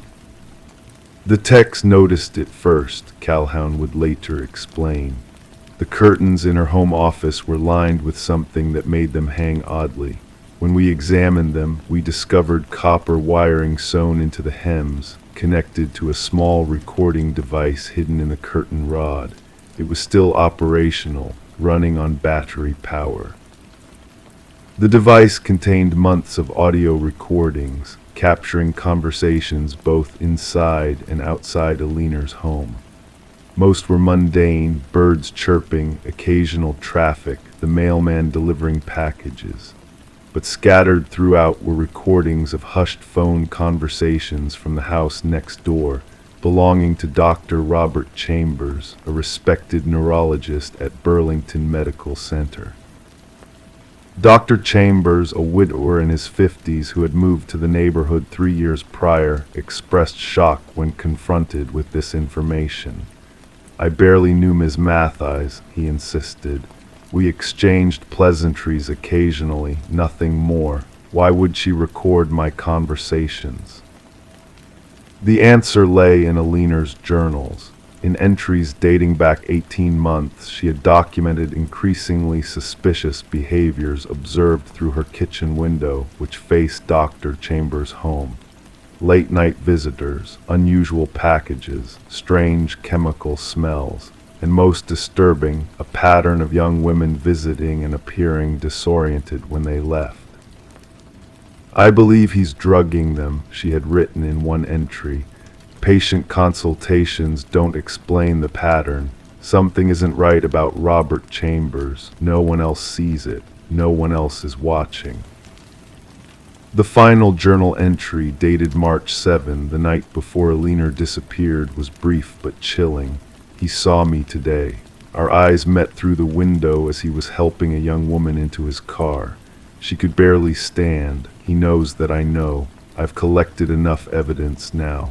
Tomorrow I'll take everything to Detective Calhoun." When police searched Dr. Chambers' home, they discovered a hidden room in his basement.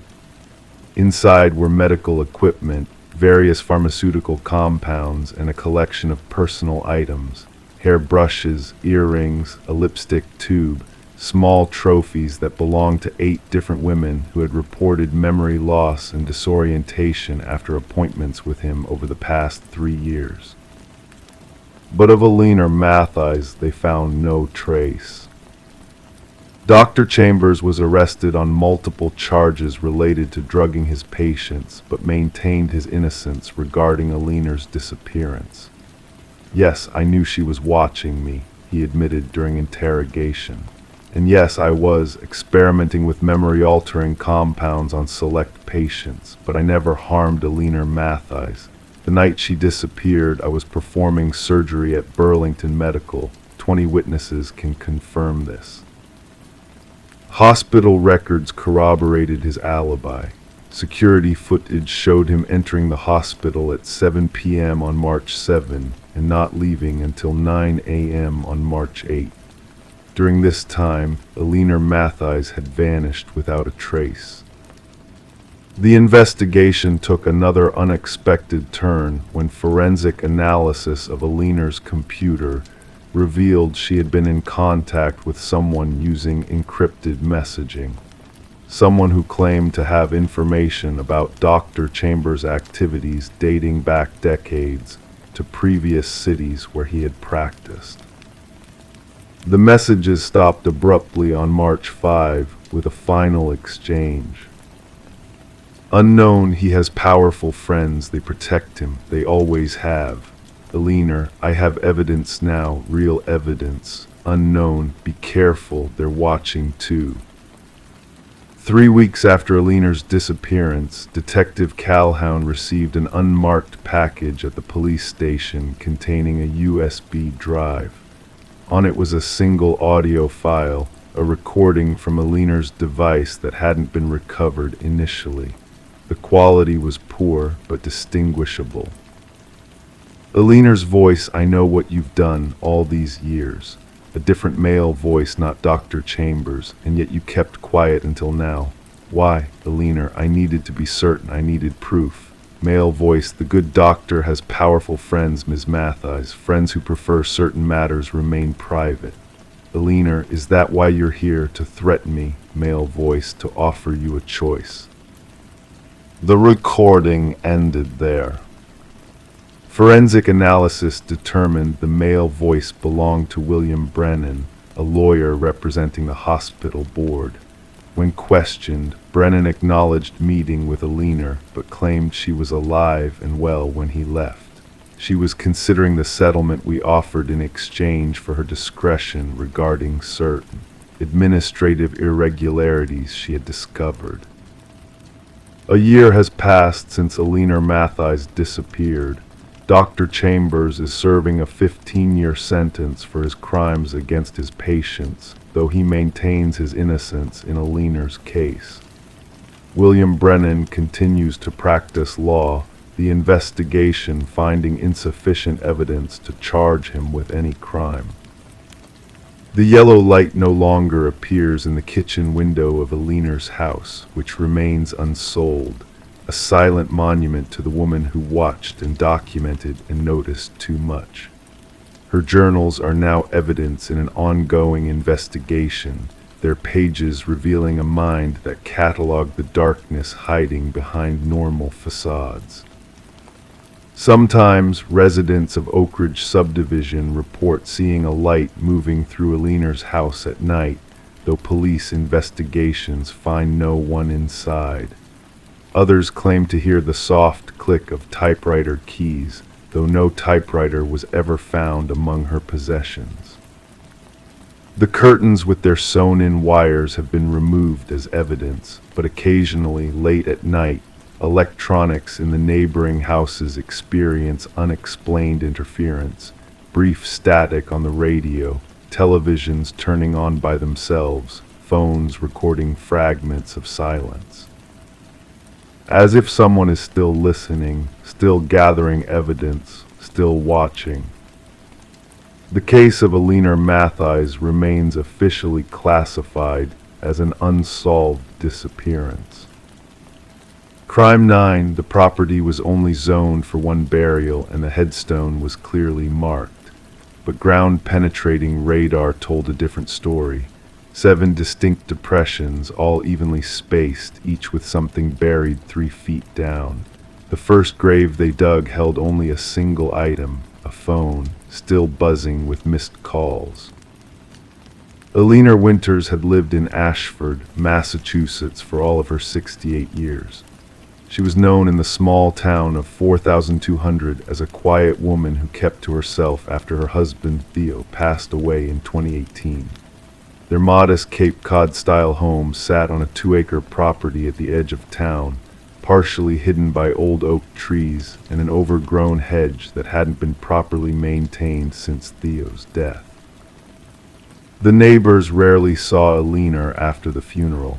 She stopped attending the community garden club meetings and declined invitations to holiday gatherings. Those who encountered her at the local grocery store described her as distant and changed. She would nod politely but avoid conversation. Most assumed she was still grieving, and they respected her need for privacy. Alina's only regular visitor was her nephew, Daniel Winters, who would drive up from Boston every few weeks to check on her. According to those who knew the family, Daniel had always been close with his aunt and uncle, spending summers at their house as a child when his parents' marriage was falling apart. He was such a thoughtful young man, Mrs. Abernathy, the neighbor across the street, would later tell detectives, always bringing groceries, fixing things around the house. Alina seemed to brighten up when he visited. I thought it was so sweet how he looked after her. Daniel, 34 years old, worked as an IT specialist in Boston. He lived alone in a small apartment and had few friends. His colleagues described him as competent but withdrawn, someone who never joined them for happy hours or shared details about his personal life. His manager would later report that Daniel often requested time off with little notice, explaining he needed to help his elderly aunt. The case began on October 12, 2023, when Alina's sister, Margaret, called the Ashford Police Department requesting a wellness check. She hadn't been able to reach Alina by phone for nearly 2 weeks, which was unusual. The sisters normally spoke every Sunday afternoon. Officer James Holloway arrived at the property at 3:17 p.m. The fall air was crisp, leaves crunching beneath his boots as he made his way up the winding gravel driveway. The house appeared well maintained from the outside. Curtains were drawn across all windows. No newspapers piled up on the porch. The lawn had been recently mowed. Officer Holloway knocked on the front door and waited. After several attempts and calls of police department, wellness check, he tried the doorknob. It was unlocked. The interior of the house was immaculate. Every surface dusted, floors vacuumed, dishes put away. It looked lived in but unusually tidy for an elderly woman living alone. There was no sign of Alina. In the kitchen, Officer Holloway found a calendar hanging beside the refrigerator.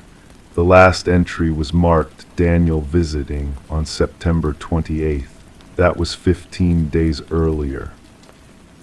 As he continued through the house, Officer Holloway noted nothing obviously suspicious, until he entered the master bedroom and found Alina's purse, wallet, and prescription medications on the nightstand. Her phone charger was plugged into the wall, but her phone was missing. People don't typically leave home without their purse and medications, Officer Holloway would later testify. Especially not elderly individuals. That's when I knew something wasn't right. He called for backup and began a more thorough search of the property. Behind the house, a small family cemetery plot contained a single headstone, Theodore Winters, 1950-2018. Beloved husband. It was common in rural Massachusetts for older properties to have small family burial plots. The Winters had obtained a special permit when they purchased the home in the 1980s. While waiting for additional officers to arrive, Holloway walked the perimeter of the property. That's when he noticed something unusual about the ground behind the garden shed. The earth seemed disturbed, as if it had been recently dug up and replaced. The area was approximately 6 feet by 3 feet, the dimensions of a grave. By nightfall, Detective Meredith Chen had arrived to lead the investigation. Within hours, she had obtained a warrant to search the property and ordered ground-penetrating radar equipment from the state police. The results were disturbing.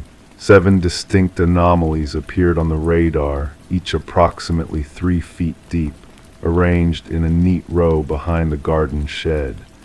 Each depression was nearly identical in size and depth. It looked methodical, Detective Chen would later say, too precise to be random or natural. Someone had deliberately buried 7 items of similar size at equal distances apart. The first excavation revealed not a body, but a smartphone in a waterproof bag. It was still charged and functional. When Detective Chen powered it on, notifications for 43 missed calls lit up the screen. It was Alina's phone, the one missing from her bedroom. The second grave contained another phone, this one older and belonging to a man named Richard Porter. A quick search revealed Porter had been reported missing from a neighboring town in April of that year. He was 72 and suffered from early-stage dementia. His family had assumed he had wandered off and gotten lost. The third grave yielded another phone and a small leather wallet containing an ID for Patricia Lawson, age 64, reported missing in January. With each excavation, the pattern became clearer. 7 graves, 7 phones, 7 missing persons, all elderly, all vulnerable, all from surrounding communities within a 30-mile radius. The most recent phone belonged to Alina herself. But where were the bodies? As news of the discovery spread through Ashford, residents began to recall strange details about Alina and Daniel's relationship. Mrs. Abernathy remembered hearing arguments coming from the house during Daniel's visits. Another neighbor recalled seeing Daniel carrying heavy garbage bags to his car late at night on several occasions. "I assumed he was helping clean out the attic or something," the neighbor said. Alina had been talking about downsizing for years. Police tracked Daniel's phone to a motel just outside of Portland, Maine. When they apprehended him, he was calm and cooperative. Too calm, the arresting officers noted.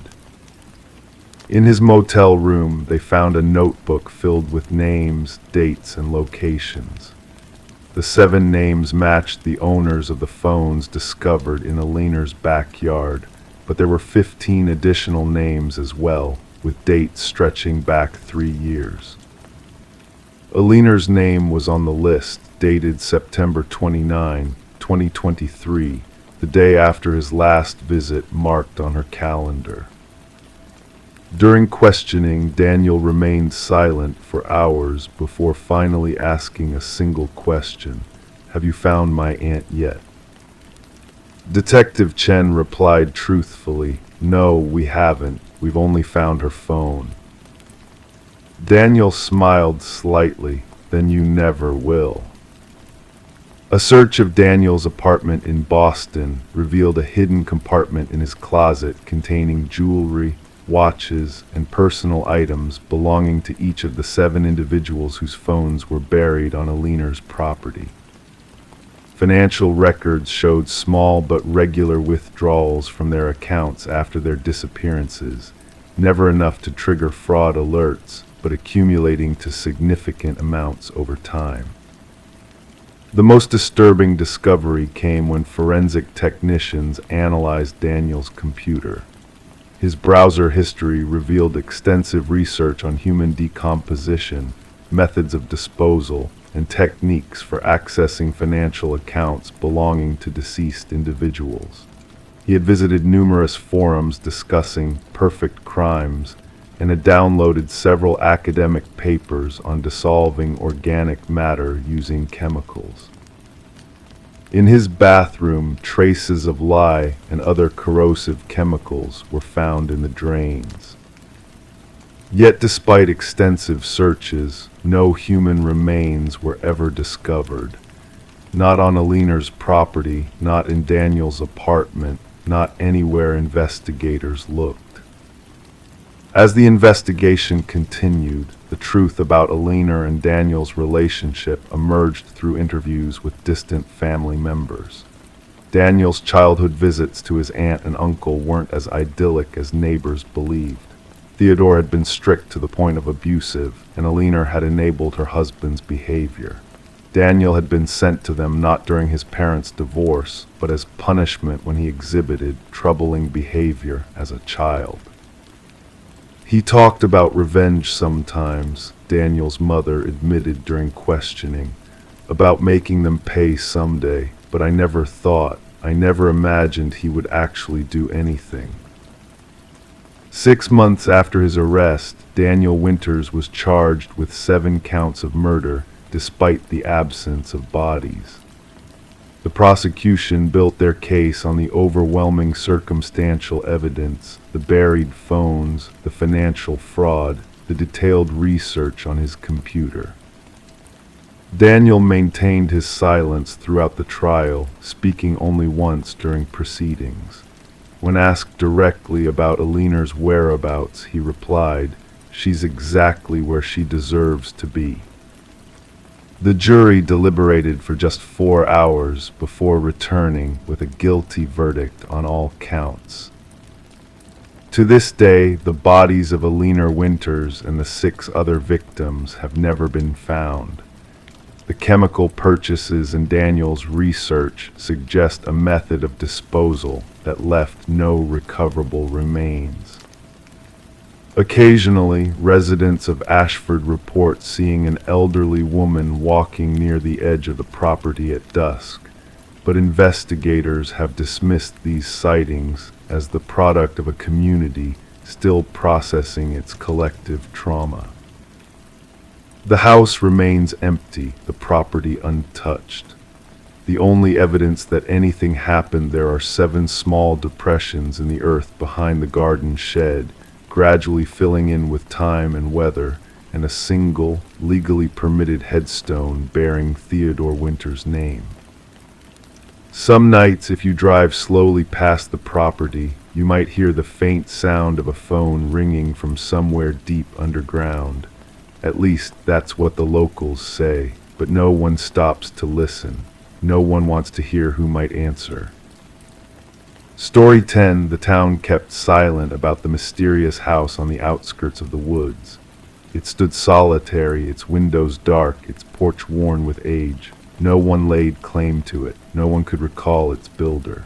But when a group of hikers strayed too near, they stumbled upon an eerie sight, names etched into the wooden walls, carved deeply like ominous messages. At the very bottom, fresh and untouched, was a name unfamiliar to all, until a trembling voice among them whispered, "That's mine."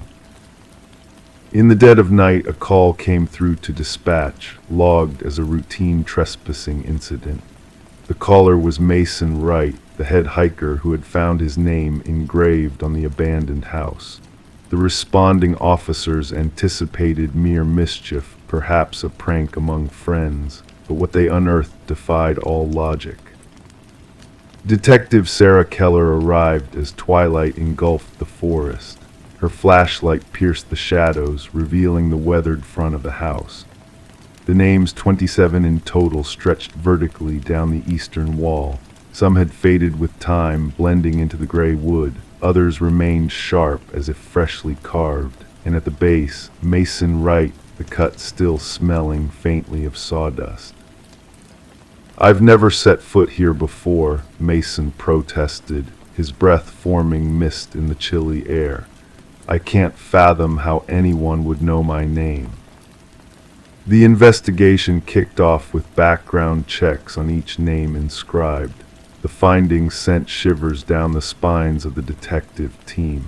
Every name belonged to someone reported missing in the past 4 decades. Some cases had gone cold, others were still active, but they all shared a chilling commonality: the individuals had vanished while hiking alone. Forensic analysts meticulously photographed each carving, noting the depths, techniques, and weathering. The oldest name, Rebecca Hansen, dated back to a missing persons case from 37 years prior. The files recounted a young woman who ventured into those very woods and never returned, leaving behind only a lone hiking boot by a stream. Detective Keller extensively interviewed Mason. His account remained constant. He had no ties to the area beyond this particular hiking trip with 4 college pals. They had selected the trail randomly, spurred by an online recommendation. Nothing in his past connected him to the other names on the wall. The focus of the investigation shifted to Mason's companions. Emily Chen, the group's photographer, provided snapshots taken during their hike. Upon scrutinizing the images, analysts noticed a disconcerting detail: a blurry figure lurking in the background of 3 separate photos. The silhouette resembled a tall, slender man, always partly obscured by trees. "We never encountered anyone else on the trail," Emily asserted. "We would have remembered." Detective Keller ordered a search of the house's interior. Though the structure appeared deserted, covered in dust, furniture in disarray, a chilling discovery awaited in the basement. Personal effects of the missing hikers were meticulously arranged on wooden shelves: watches, backpacks, cameras, wallets, each item labeled with a name matching those on the exterior wall. Technicians painstakingly documented every piece. Under ultraviolet light, bloodstains emerged on the concrete floor, stains attempted to be scrubbed away over the years. While ground-penetrating radar revealed no bodies buried beneath the house, cadaver dogs repeatedly signaled near the densest part of the forest at the rear of the property. As the investigation deepened, Detective Keller observed peculiar behavior from Mason Wright. He began reporting strange incidents: whispers outside his apartment, footprints leading to his door but not away, shadowy figures observing from the street. A police officer was assigned to protect him, yet Mason's paranoia escalated. The breakthrough came with the unearthing of land records in county archives. The house had belonged to a reclusive hunter named Victor Blackwood. Neighbors seldom glimpsed him, recounting brief encounters with an unsettlingly tall, thin man who shunned conversation. Blackwood vanished without a trace 15 years ago, his disappearance left uninvestigated. Detective Keller secured a warrant to delve deeper into the surrounding forest. The search team stumbled upon a network of crude hunting blinds strategically positioned along popular hiking routes.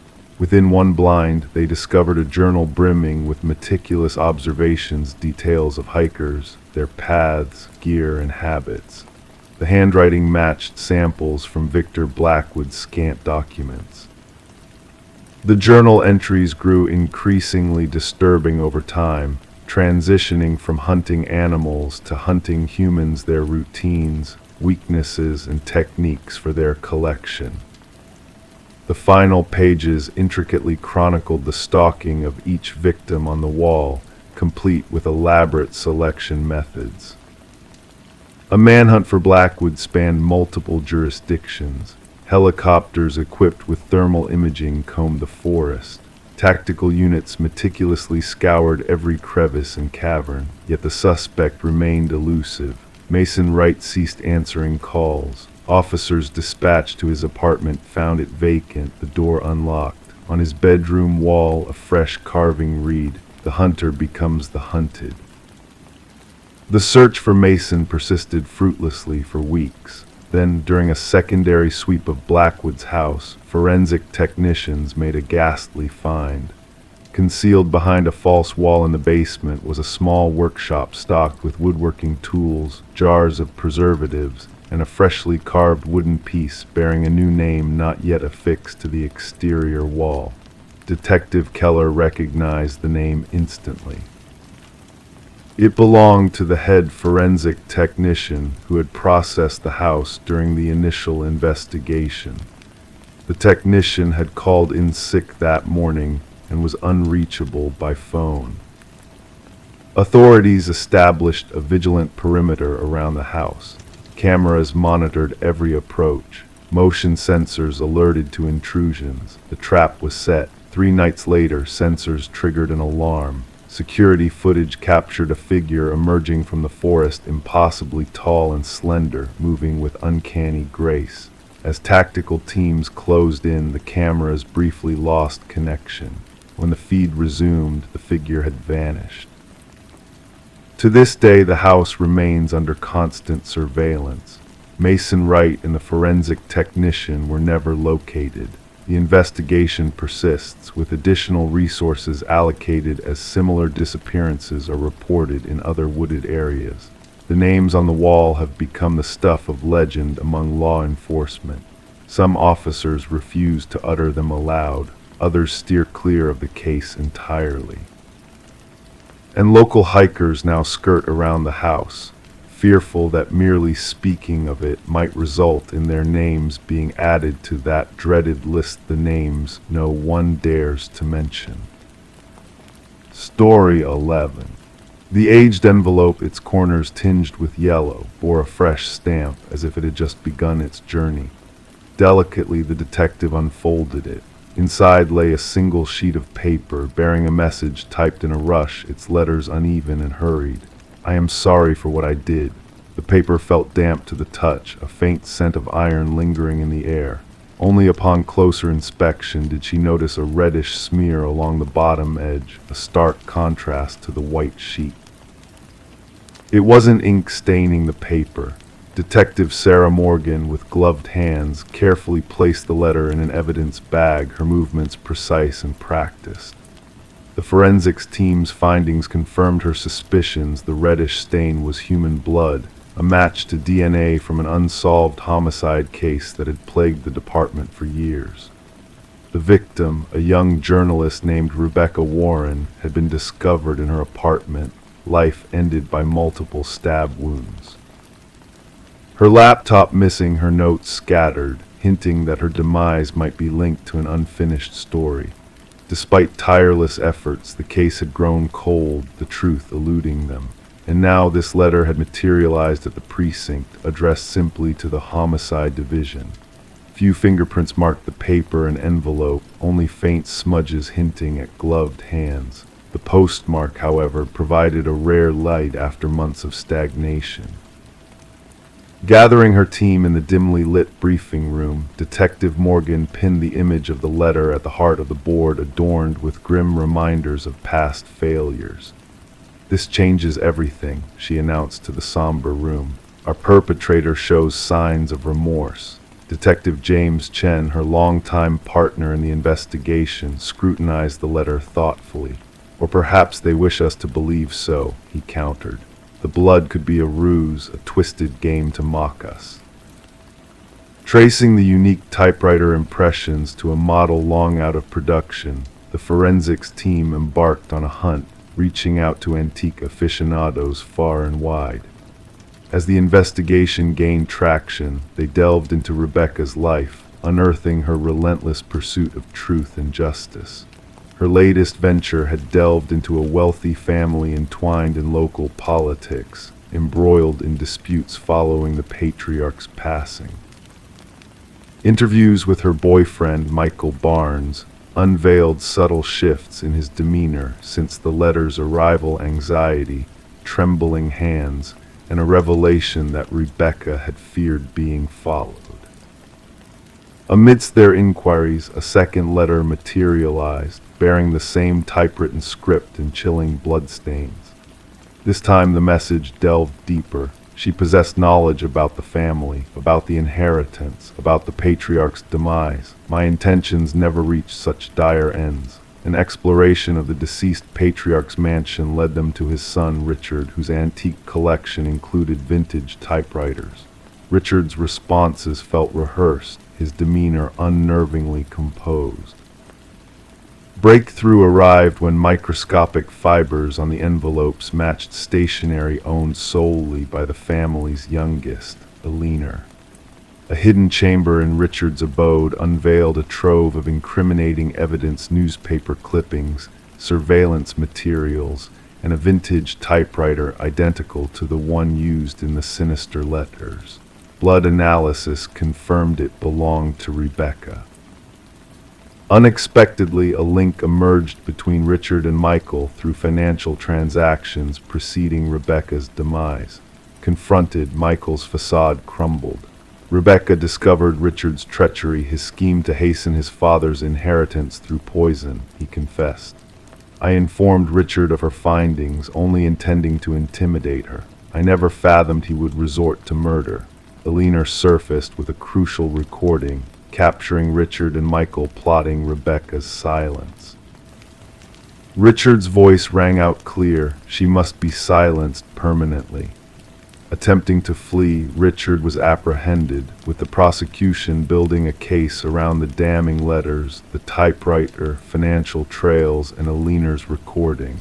Michael struck a deal, offering testimony in exchange for leniency.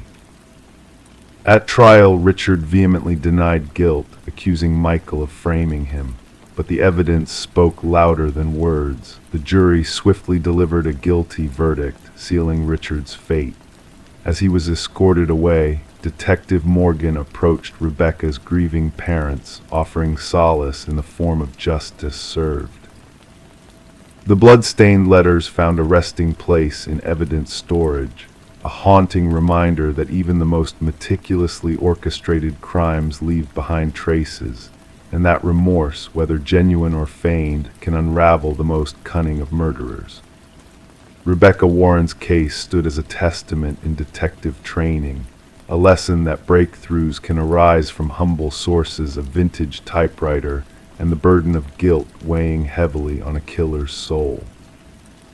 Story 12. In the quiet anticipation of impending parenthood, she felt the urge to refresh the nursery, a sanctuary for the new life about to enter their world. The walls, once painted in a soft, faded blue, held the whispers of years gone by within their layers. As she carefully applied the first strokes of crisp white paint, a hidden mystery began to unravel. Beneath the surface, faint letters emerged, almost as if beckoning to be seen. With each passing moment, the message grew clearer: don't let it hear you. A shiver ran down her spine as she took a step back, her eyes widening in disbelief.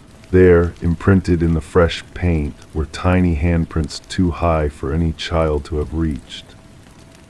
The revelation within the nursery of the Morgan residence marked the genesis of what would later be known as the Whispering House case.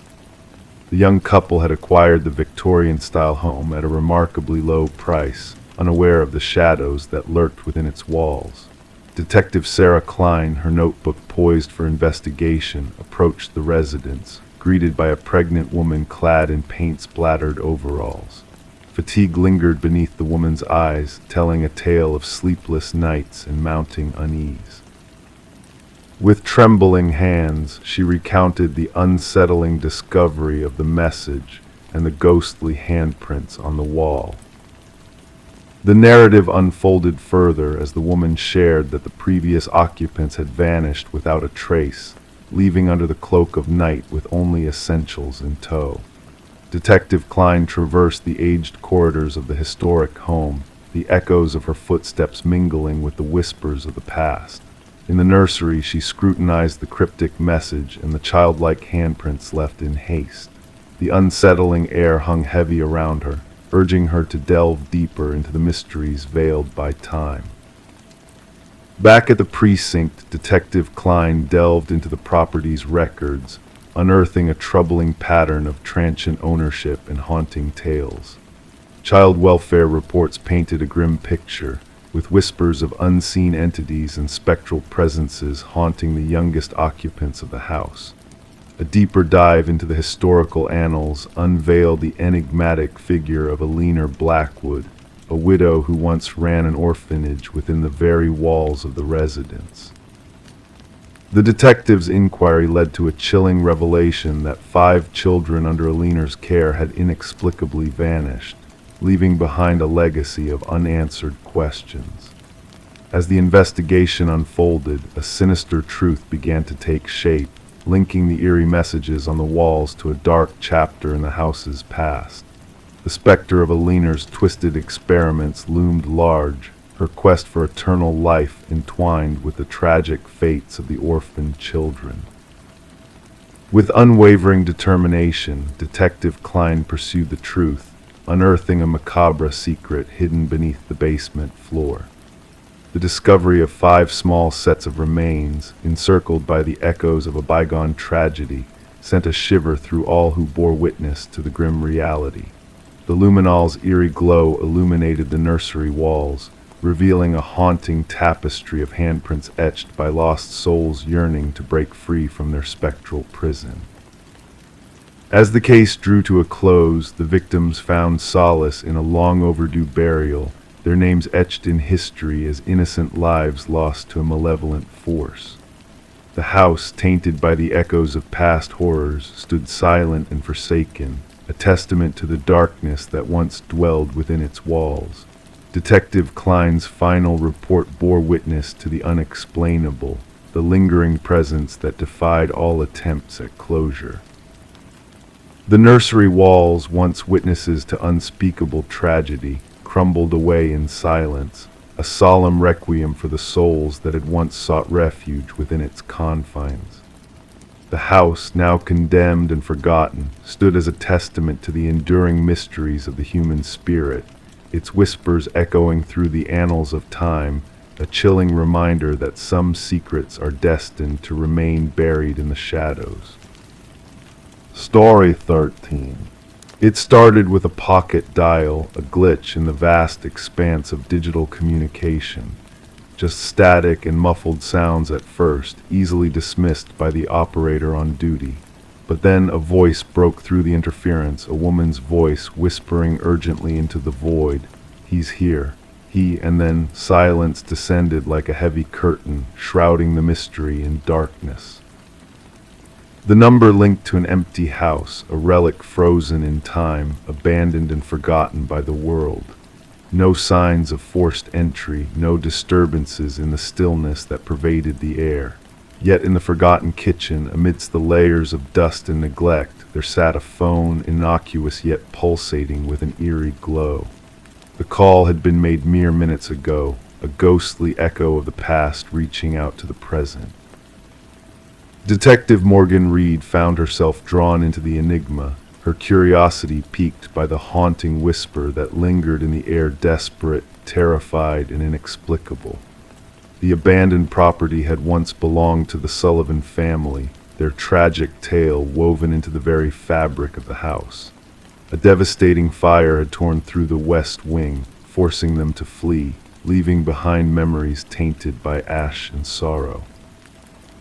As Morgan delved deeper into the shadows of the past, she uncovered a tangled web of secrets and lies. The number traced back to Catherine Sullivan, the daughter who had met a tragic end in a car accident 3 years prior. How could her phone be making calls from a place long abandoned, a place where time stood still? The forensic team scoured the house for clues, but the answers remained elusive, slipping through their fingers like smoke. The phone, the only link to the mysterious call, revealed nothing but cryptic whispers trapped in its digital memory.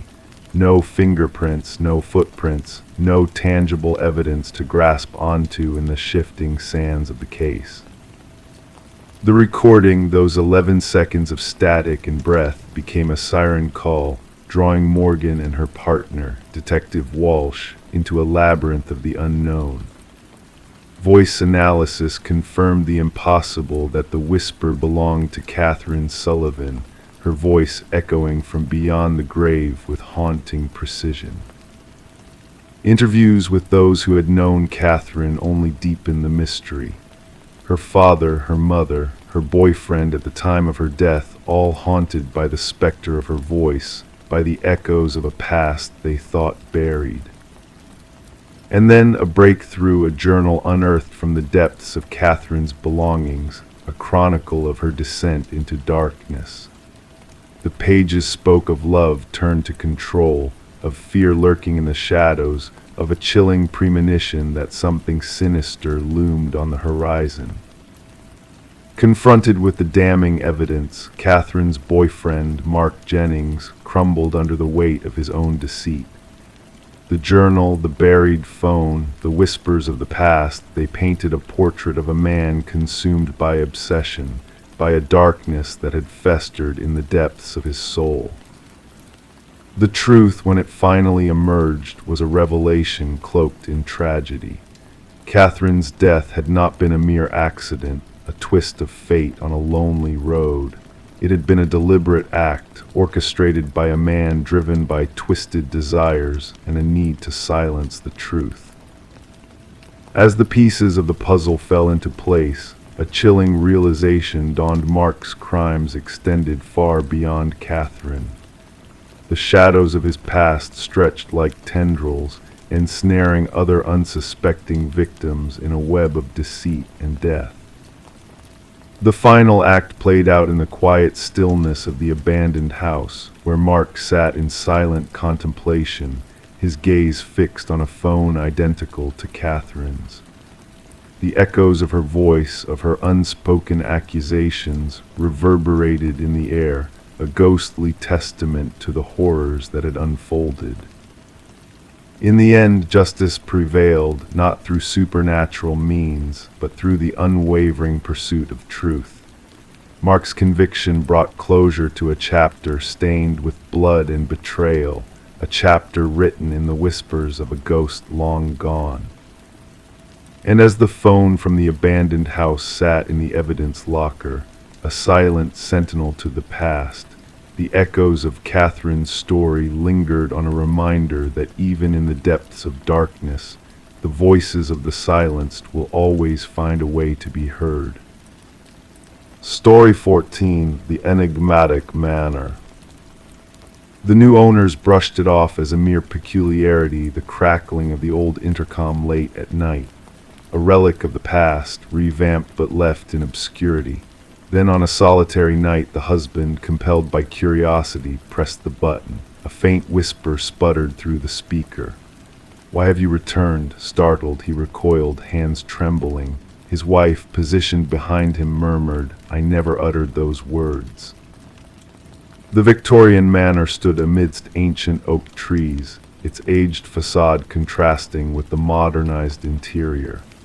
Daniel and Meredith Parker had acquired the property at a surprisingly modest price, despite the real estate agent's uneasy demeanor during the tour. The intercom system, a vintage amenity linking all chambers, had captivated the history-loving couple. Detective Sarah Reeves arrived at the manor, gravel crunching beneath her unmarked car's tires. The call had hinted at a potential break-in, but a subtle undertone in the dispatcher's voice suggested a deeper narrative. Daniel Parker, a tall figure with a visible pallor, welcomed her at the entrance, the dim porch light casting a somber glow. It all began with the intercom, he recounted, guiding Detective Reeves through the grand foyer. Initially just static, then whispers, evolving into coherent sentences. My wife dismissed it as my imagination until she heard it too.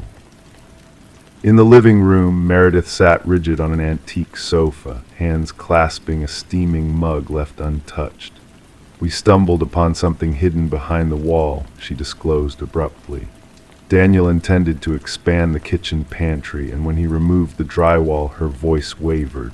Concealed in decaying plastic, they unearthed a small leather-bound journal. Detective Reeves, adorned with gloves, delicately unfolded its fragile pages. The script, graceful yet frenzied, belonged to a certain Alina, the presumed former proprietor. The entries chronicled her mounting suspicion that her spouse, Vincent, harbored malevolent intentions towards her. The last entry was 30 years old, Daniel elaborated. After that, silence. The previous owners mentioned purchasing it from an elderly man who relocated to a retirement community.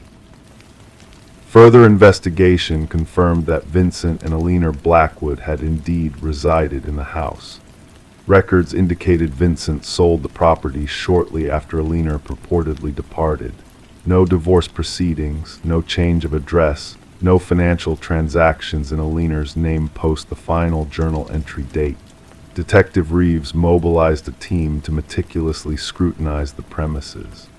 Ground-penetrating radar unveiled anomalies beneath the garden shed's concrete foundation. As investigators breached the decades-old concrete, the truth materialized in the form of human remains. Forensic analysis affirmed the skeleton belonged to a woman in her 40s, exhibiting signs of blunt force trauma to the skull. A gold wedding band discovered among the remains bore an inscription, "To Alina, my eternal love." The case against Vincent Blackwood swiftly accumulated. Aged and residing in a care facility, Vincent comprehended the charges levied against him. His response, when confronted with the evidence, sent shivers down even the seasoned detective's spine. "She wouldn't cease her prattle," Vincent uttered, his voice unsettlingly composed. "Always babbling through that cursed intercom, monitoring me, interrogating me. I disconnected it, but she reconnected it herself. Claimed she desired perpetual access to me, regardless of my whereabouts in the house." He gazed up, eyes vacant. I simply yearned for silence. During his admission, Vincent divulged his meticulously crafted ruse of Alina deserting him, even dispatching postcards to neighbors from various locales, inscribed in forged penmanship. He had resided in the house for years following, treading daily over the concrete concealing his deceased wife. The trial concluded swiftly, with Vincent pleading guilty to murder. The presiding judge noted the premeditated nature of the crime and the decades-long deceit that ensued. Daniel and Meredith eventually divested the property, unable to endure its grim past. Before departing, they held a commemoration for Alina in the restored garden post the investigation. The intercom system was dismantled by subsequent owners during renovations. Workers recounted hearing static and whispers during the extraction, attributing it to their power tools' interference. Detective Reeves revisited the Blackwood case file for a final time before its archival. As she sealed the manila folder, she contemplated how the house itself had seemingly transcended time to unveil its enigma.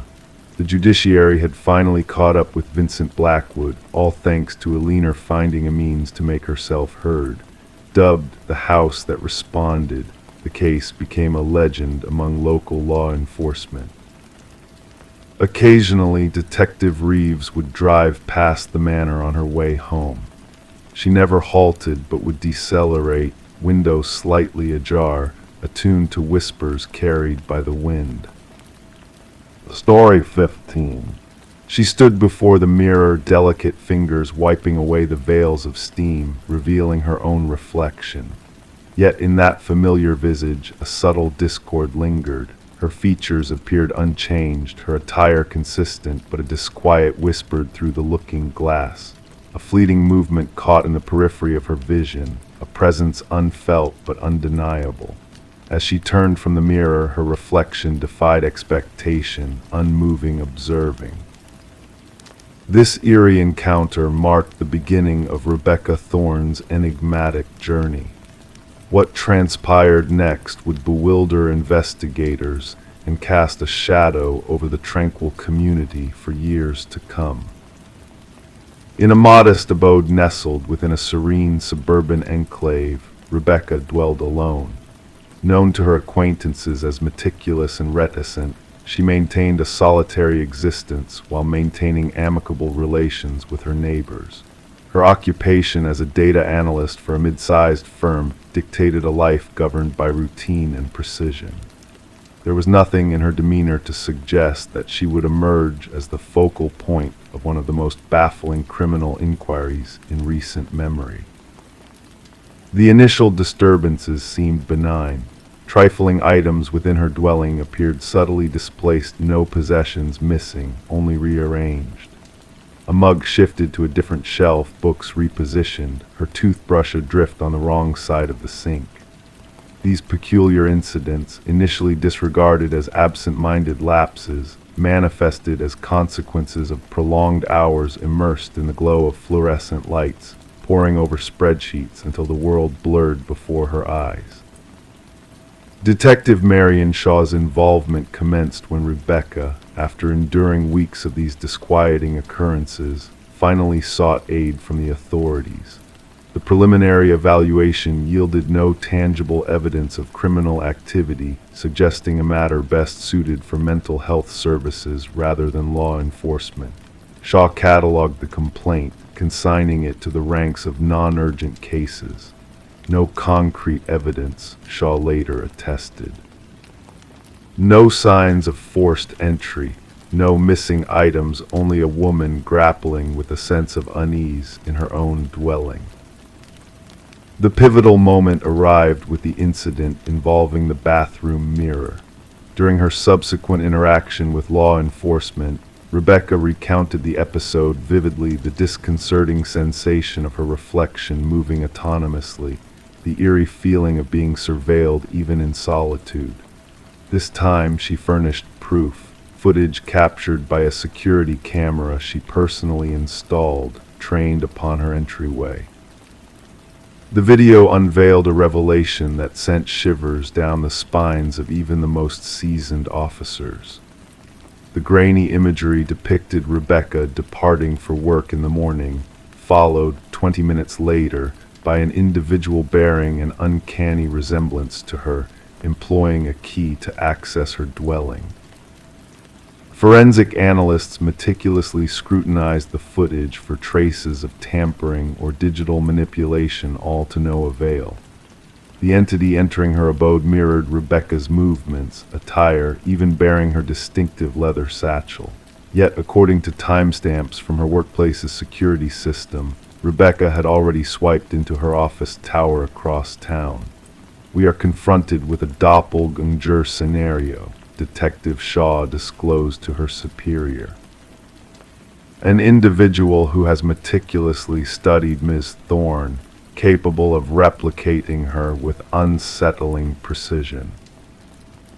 The probe escalated as fingerprints within the residence exclusively traced back to Rebecca, with no alien DNA unearthed. Neighbors reported mundane sightings, attesting to Rebecca's customary comings and goings. One neighbor, Mrs. Keller, mentioned a peculiar encounter wherein she greeted Rebecca upon her return home, receiving no acknowledgement of deviation from her norm, though not deemed alarming. Rebecca commenced documenting the myriad disruptions within her dwelling.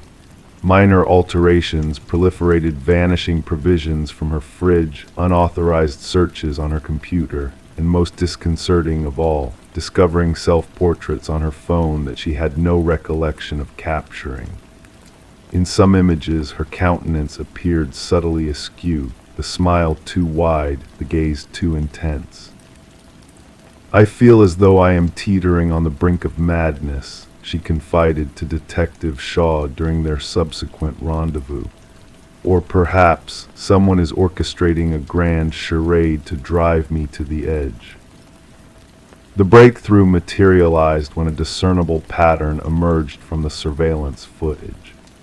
The doppelganger exclusively infiltrated the premises during Rebecca's absence for specific engagements, therapeutic sessions, yoga classes, Sunday morning grocery excursions, prearranged activities with predictable durations. "An individual intimately acquainted with your routine," Shaw expounded. "This is not a happenstance intrusion. It is a targeted campaign of surveillance and subterfuge." A forensic psychologist postulated that they were entangled in a fixation scenario, an individual fixated on embodying Rebecca, assimilating into her existence, conceivably aspiring to supplant her entirely. Such occurrences, though rare, found mention in the annals of psychological discourse. The perpetrator typically endured a psychological rupture, fixating on a target embodying attributes they coveted: stability, allure, triumph, normalcy. The inquiry narrowed as Rebecca referenced a former colleague, Lily Winters, expelled for exhibiting escalating erratic behavior. Lily had toiled closely with Rebecca, frequently remarking on shared characteristics between them. Post-dismissal, she dispatched a series of disconcerting missives to Rebecca. "Our identities intertwine," one missive intimated. "At times, I feel more akin to you than you do." Detective Shaw secured a warrant to comb through Lily's domicile. What they uncovered metamorphosed the case from unsettling to nightmarish. Within Lily's abode, one chamber had been transformed into a shrine-like replica of Rebecca's bedroom. The walls adorned with photographs, countless snapshots of Rebecca entering her abode, shopping, socializing, all clandestinely captured. A wardrobe mirrored Rebecca's attire, replete with cosmetics mirroring her preferred brands, alongside meticulous annotations concerning her idiosyncrasies, verbal cadence, and daily rituals.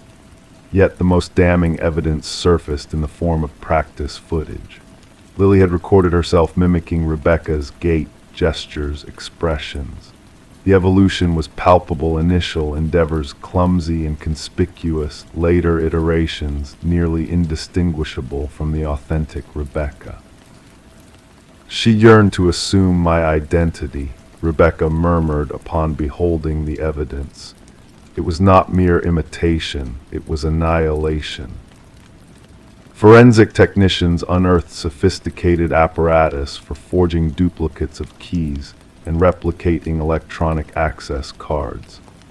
Lily had devised an intricate system for monitoring Rebecca's movements, including a meticulously detailed calendar forecasting her agenda. What eluded investigators was Lily's ultimate intent. Diaries discovered in her abode contained rambling entries vacillating between first and third person, occasionally alluding to Rebecca as me and her within the same passage. The climactic entry sent chills through the investigative team. "Soon, only one shall endure. The superior iteration shall prevail." Upon authorities' endeavor to apprehend Lily, she had vanished without a trace.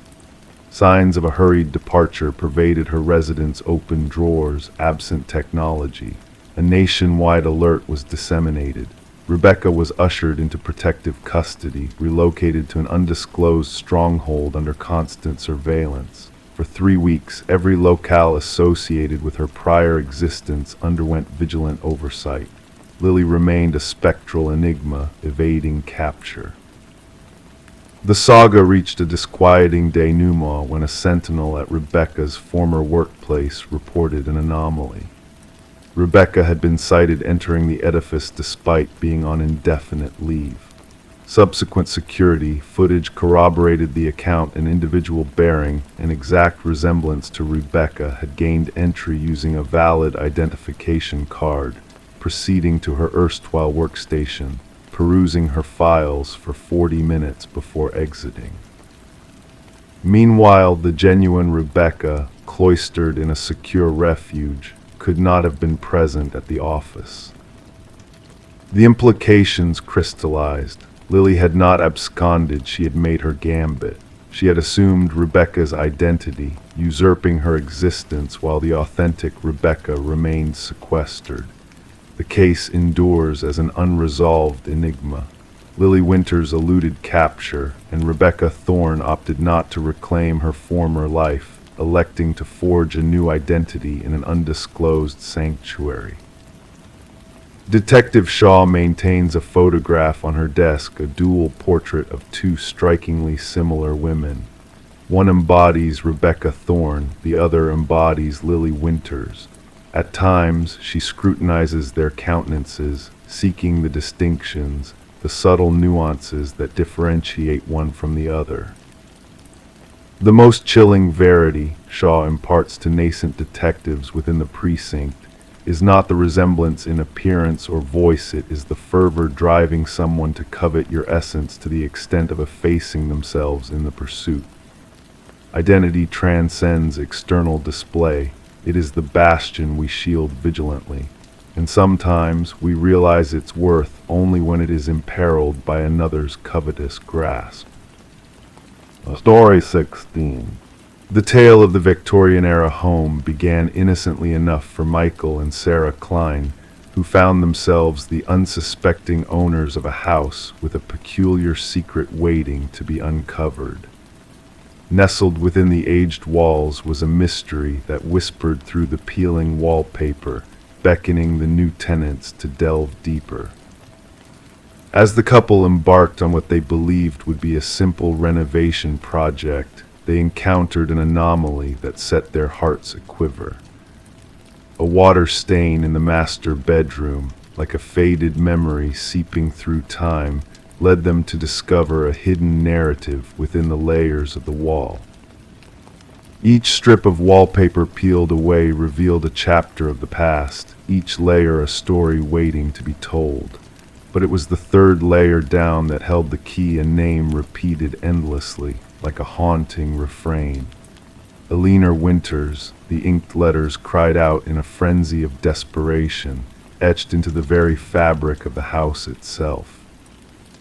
Intrigued and unsettled by this enigma, Michael and Sarah embarked on a journey of discovery that would unravel the threads of time and weave together a tale of mystery and tragedy. Their quest led them to an online search, where a single result emerged: a missing persons case from decades ago, a woman whose image bore an uncanny resemblance to the previous owner of the house. Margaret Cavendish, the elegant woman with silver-streaked hair who had sold them the house, now stood at the center of a web of intrigue that spanned years of silence and unanswered questions. The missing Eleanor Winters, frozen in time in a black and white photograph, cast a shadow over the present, merging with the identity of the woman who had once called the Victorian house her own. As the days turned into nights, Michael and Sarah's curiosity transformed into an obsession, driving them to unearth the truth buried deep within the walls of their newfound home. Their investigation led them down a winding path of revelations and chilling discoveries, each piece of the puzzle fitting into place with a sense of inevitability.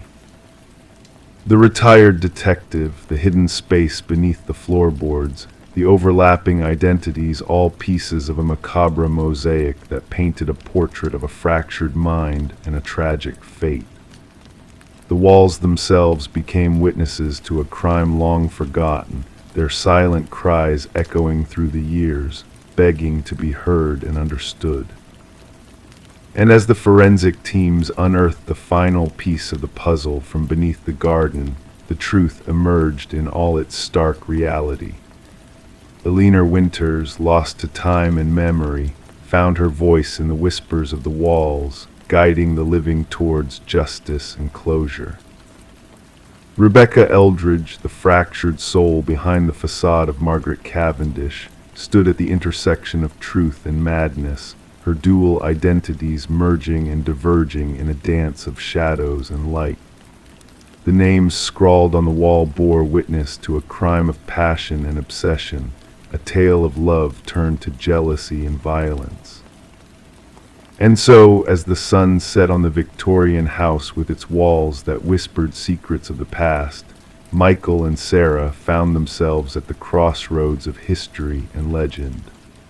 Their dream home had become a vessel for a story that transcended time and space, a tale of mystery and redemption that would forever linger in the hallowed halls of memory.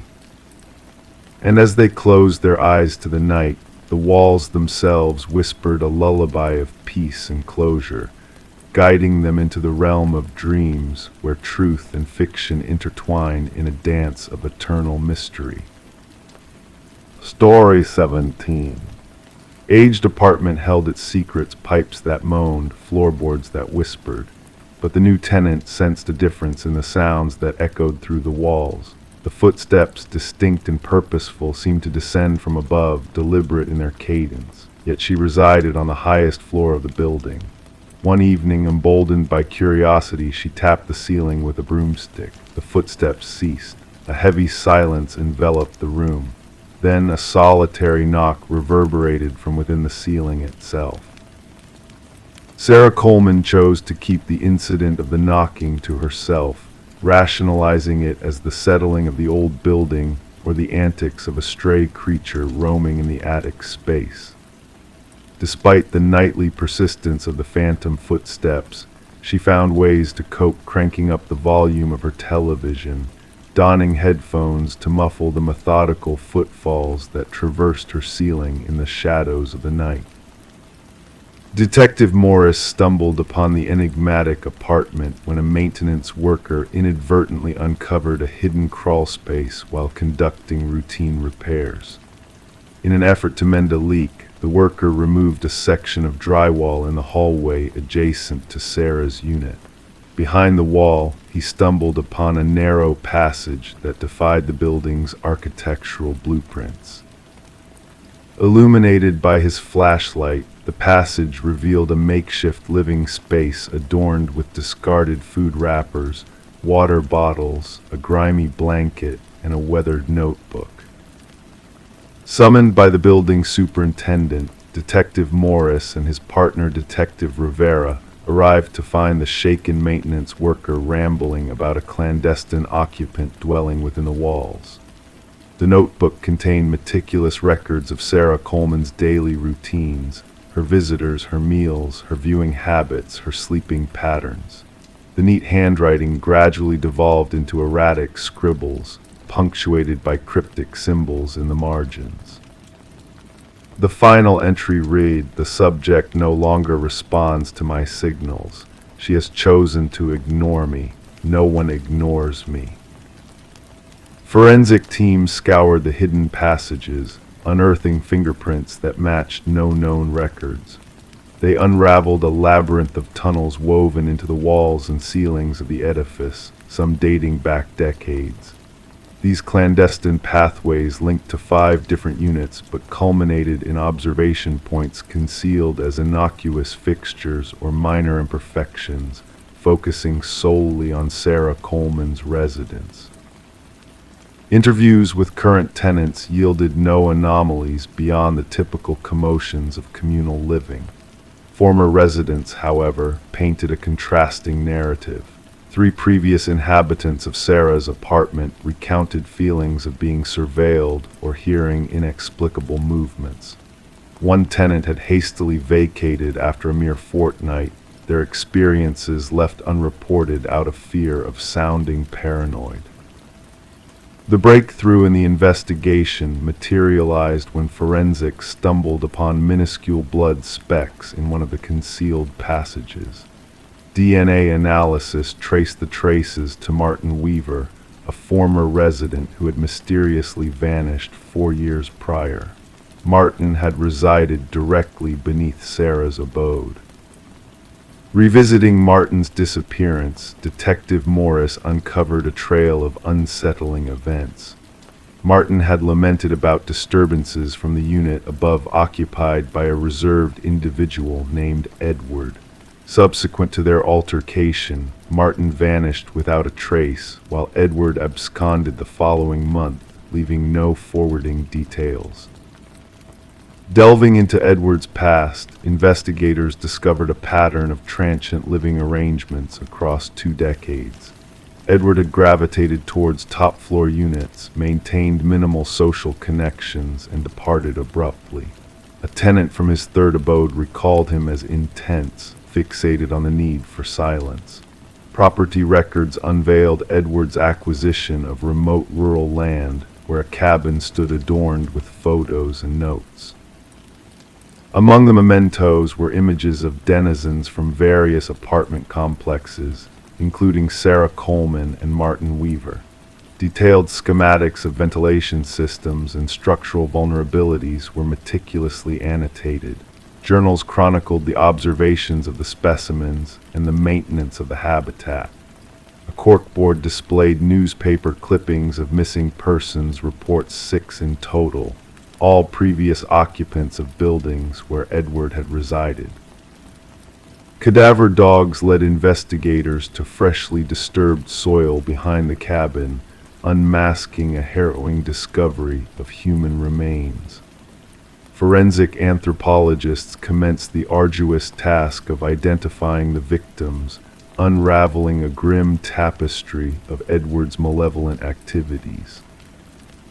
Returning to Sarah's dwelling, though the crawl spaces had been sealed, sporadic noises persisted. During the installation of enhanced security measures, maintenance workers stumbled upon a peculiar find a contemporary notebook nestled in a corner where the ceiling met the wall. The initial entry bore a solitary line, "They found my old nest, but not my new one." The handwriting mirrored that of the prior journal. The concluding page depicted a rudimentary sketch of Sarah's apartment layout, with a new passage delineated in crimson, accompanied by a date, the impending night. Law enforcement rushed to evacuate Sarah, only to find her residence deserted. Her phone lay silent, the television murmured softly, the shower droned on. In the bathroom, a cryptic message materialized on the misty mirror, etched by a finger, "Look up." The ceiling panel above the shower had been displaced. The pursuit of Edward, identified as Edward Mercer, a former construction specialist in renovations, remains ongoing. His adept knowledge of edifice structures enabled him to construct a covert network of observation points and passages. Thermal scans of Sarah's domicile revealed no current signs of occupancy within the walls. Sarah Coleman's whereabouts remain unknown, her case intertwined with similar vanishings across multiple jurisdictions. Authorities have issued alerts to property managers regarding unsanctioned alterations and concealed spaces within apartment buildings. Amidst the grim remnants and the sinister chronicles, Detective Morris finds himself haunted not by the graves or the journals, but by the image of Sarah, ensnared in a nightly symphony of footsteps from an ethereal neighbor above. The footsteps that ceased upon her call, only to echo back in response. In the solitude of his own abode, Detective Morris occasionally gazes upwards, attuned to the silence, pondering who else may be listening in the shadows of the night. Story 18. The parcel arrived without a hint of its origin, devoid of any labels or tracking codes, just a simple cardboard box, slightly damp from the morning mist. It wasn't intended for Sarah. Her address was correct, but the name was a stranger's. She should have dismissed it, should have left it untouched on the doorstep, but curiosity beckoned. With gentle hands, she unraveled the tape, anticipating books, clothing, something mundane. Yet within the box lay a VHS tape, accompanied by a solitary sticky note, "Watch alone." Sarah held the black cassette in her hands, the weight feeling off, burdened with an unspoken gravity. Her fingertips lingered on the worn edges, tracing the imperfections etched into the plastic. The handwritten note bore the marks of urgency, each stroke pressing deeply into the paper. While the suburban neighborhood hummed with its daily rhythm, a distant dog's bark, children's laughter beyond the fence, the drone of a lawnmower cutting through the silence, Sarah carried the mysterious package inside, placing it on her kitchen counter. Doubt crept in as she inspected the unfamiliar name, Daniel Whitaker. In her 4 years living there, she had never encountered mail for him. The previous occupants, the Johnsons, had bid farewell to the house, leaving no trace of a Daniel. Curiosity wrestled with unease as she eyed her dusty VCR, a relic of nostalgia. The tape called out to her, an enigma shrouded in black plastic. Against her instincts, Sarah inserted the tape. Static flickered on the screen initially, a white noise sharpening into focus. A dimly lit room materialized, illuminated by a lone lamp. The camera angle skewed as if hastily placed, capturing a man seated in a wooden chair, his features obscured by shadows. "My name is Daniel Whitaker," the man's voice, quiet yet resolute, resonated. "If you're watching this, they found you, and they'll find me too." Leaning closer, his worn face emerged from the darkness, eyes sunken, stubble lining his jaw, hair unkempt. "I'm innocent. You have to believe me. They planted evidence, implicating me in a murder I had no part in." Camera trembled as Daniel adjusted it, revealing the stark room, bare walls, scant furniture, a temporary sanctuary for a man on the run. "They'll say I knew her, that we quarreled, that witnesses heard us clash. Lies. I never met Catherine Walsh until her face flashed on the news." His voice faltered. "Dead, murdered in her own home, and somehow my DNA was everywhere at the crime scene." Detective Eliza Ramirez scrutinized the identical VHS tape on her desk, the fifth to surface. 5 tapes, 5 different individuals, all linked by Daniel Whitaker's desperate plea, a man accused of Catherine Walsh's murder, now vanished without a trace. Initially, the Walsh case seemed cut and dry. A young professional found strangled, no signs of forced entry, incriminating DNA pointing to Whitaker, last seen near her home, open and shut until the tapes emerged. "The tapes complicate matters," Detective Ramirez mused as she updated her case file. "Whitaker is either orchestrating an intricate ruse or revealing something far darker."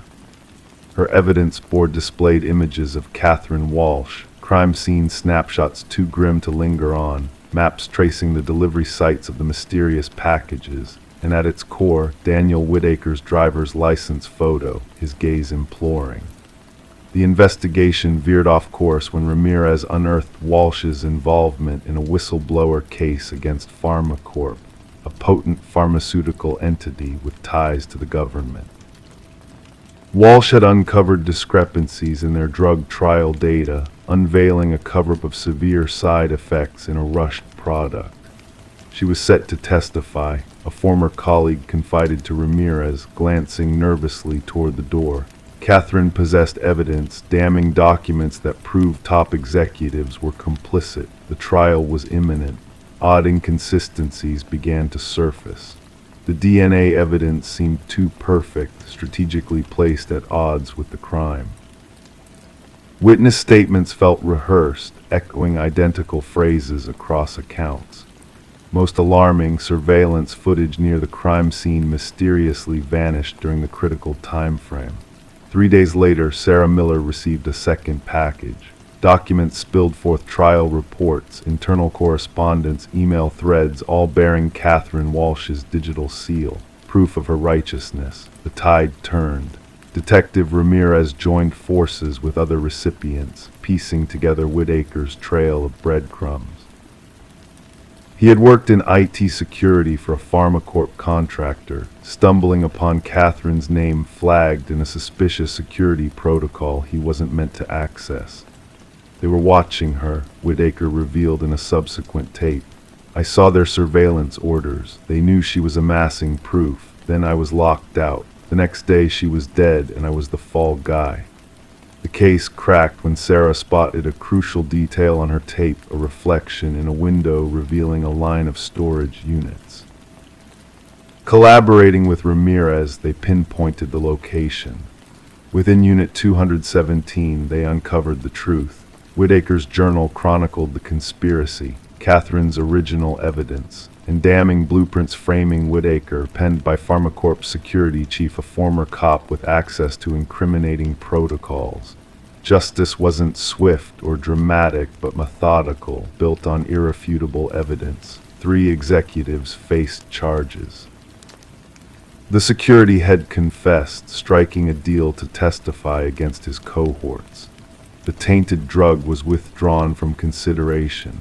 Daniel Whitaker emerged from hiding, gaunt and altered by his time in exile. Charges against him were dismissed, yet the ordeal had left an indelible mark. In a brief encounter on Sarah's porch, where it all began, she queried, "Why me? Why send it to my address?" His weary eyes met hers. "The algorithm chose you." I needed impartial observers, unconnected to me or Catherine, individuals under the radar, people who could trust their instincts when the world deemed me guilty. The accused and the accidental observer stood in silence, pondering the thin line between justice and manufactured deceit. Sarah spoke softly. The wrong address turned out to be precisely the right one.